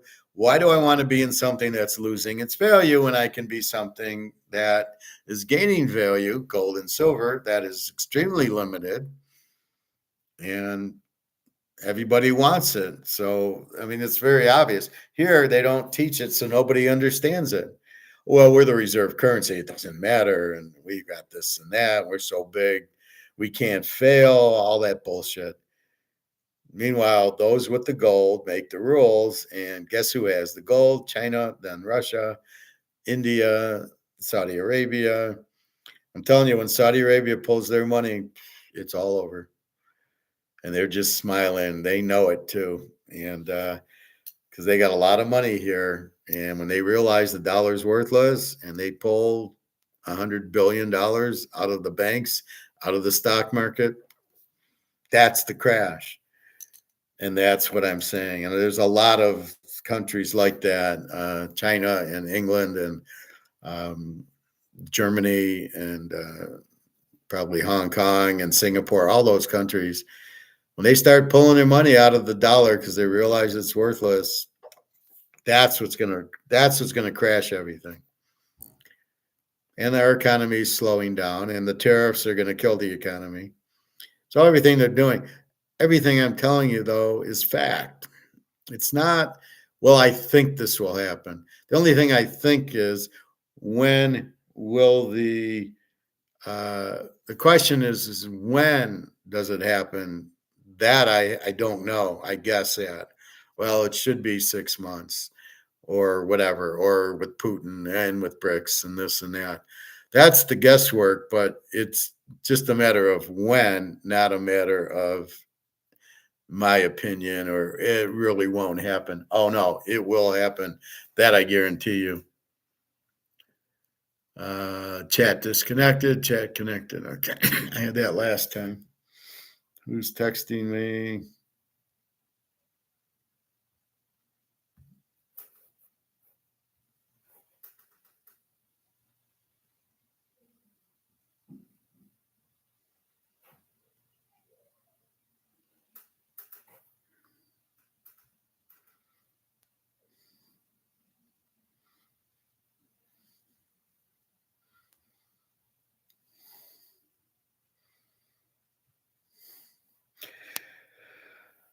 All right. That was Alyssa. It's her birthday today, I think. I need to charge my phone. Anyway, so what I'm telling you is facts. It's what's going to happen. It's not an opinion. Maybe it'll happen. The football picks are more my opinion than fact. Obviously, I can't tell you the score of the game, but I can make very highly educated guesses that come through about 75% of the time. So I've developed that skill, but that's more of an opinion. I think the Lions are going to beat Indianapolis by more than one, and they did. Now that was an opinion. That was more my opinion than the fact, but the opinion is very strong. Gold is not my opinion. That's a fact. The dollar being worthless is a fact, not an opinion. That's what happens when you keep printing the dollar. It goes to zero, and these morons keep printing it. They have no idea what they're doing, and that's the problem with corrupt government. It doesn't know what it's doing, and they all start printing money thinking, oh, nothing can happen. It's like Madoff. Oh, well, I don't know what he's doing, but you know what? I'm going to make money. I'm Madoff. I'm going to make money. And just put your money in with Madoff. We don't care what he's doing or how, and we know we're going to make money. And that's how idiots lose their money. When you don't understand the investment you're in, you get fucked. If you don't understand how to play blackjack, you probably shouldn't play it, or craps, or poker. A lot of people play poker, have no fucking idea what they're doing. And I read that and I just salivate going, I'm going to get you. I was at Caesars and years ago, and one guy, he's on vacation and he's playing, and I flop trip kings. I don't think I flop it. I think it comes out on I must have flopped it. And I'm like, how do I stay cool here? And I see the guy next to me, he's about to go all in. So okay, I'll check. And then he goes all in. I got trip king, so I kill him. He had a pair of eights or something. Well, I'm on vacation. I'm here to lose. I've put aside like $5,000 to lose. And, I'm drooling going, oh, I got the perfect idiot next to me. But that's what you do. You see that, and then you take advantage of it. I got to head out. Looking forward to this list this week. Okay, Ryan, well, this is going to be huge. There won't be an Alabama on it this week where we get killed. If it is, it ain't going to be a lock. If I lose my locks, I lose it. But I'm like 98% sure on about 10 games that I saw that I could make locks. So this is going to be very strong locks. Have a nice night. Enjoy Thanksgiving. And I will talk to you soon. I'll be doing class because work. I mean, when we're done Wednesday and then Thursday, Friday, I'll do an early class for football on Thanksgiving. I don't do turkeys because I'm just by myself, or I'll be with Alyssa, but I won't. Maybe if I'm with Daria and her daughter, I might do a turkey, but I don't think so. I'll make a chicken or steak or something. I usually cook a roast for like the holidays or ribs or something, but I got to watch my meat. It makes too much acid because the hormones in the meat are giving me overdose of acid, which is why my feet keep bothering me. So I got to be careful with that. Anyway, so that's what we got. Gold 26.28. So you notice it drops and then it starts going up. That's because they've done the derivatives. China has it now. I expect when we wake, it'll be back to 26.70, 26.80, like we ran into last week. Then it finally hit 27.15. So it's just a game who has it, and they're doing those derivatives. Look for China to buy big and buy early. Silver 30.37. Don't even pay attention to it. Just buy it. Just buy and buy and buy. When it hits 1,000 an ounce, you'll be happy. So any other questions, comments? I will wait a minute. Otherwise, I'm going to relax. I got to do the dishes. I'm going to watch a little TV, and then I got to go to bed, get up for work. So anyway, that's about it. Have a good night, everybody. Have a good Thanksgiving. I'll be on. I'll post my picks tomorrow. So I highly suggest, well, nothing really by Friday. If you're going to buy college, I would say buy it Thursday night or Friday. There are about 3 or 4 good games, and it looks like most of my big games are Saturday. And although I am playing the Thursday game, so if you're buying like the classes, I would suggest you buy it Thursday morning. I will. I have 2 plays going Thanksgiving and then the Friday college. So it's a little unusual this week where mostly I'm Saturday, Sunday, but in this case, it's going to be Thursday, Friday, Saturday, Sunday. Drive me nuts. Anyway, have a good day. Buy your gold and silver as much as you can. Bitcoin, we don't know what it is, but it ain't good. And you'd want to be in physical stuff that you can have. You don't want to be in make-believe fantasy digital world. I don't know what the point, why people are so sucked into the digital, except for they think they're going to make money and they're never going to sell it, but they're not going to use it as money. Then what the fuck is it? Oh, it's just digits. It's digital. Yeah. Okay. Thank you. All right, everybody, have a good night. www.teaserking.com. I suggest you buy. This week will be a very strong week, and off you go. So have a good night. www.teaserking.com. Enjoy the holiday, and I'll be on tomorrow, I believe. If not, I'll be on Wednesday for sure because I don't have to work Thursday. All right, take care, everybody. Have a good day.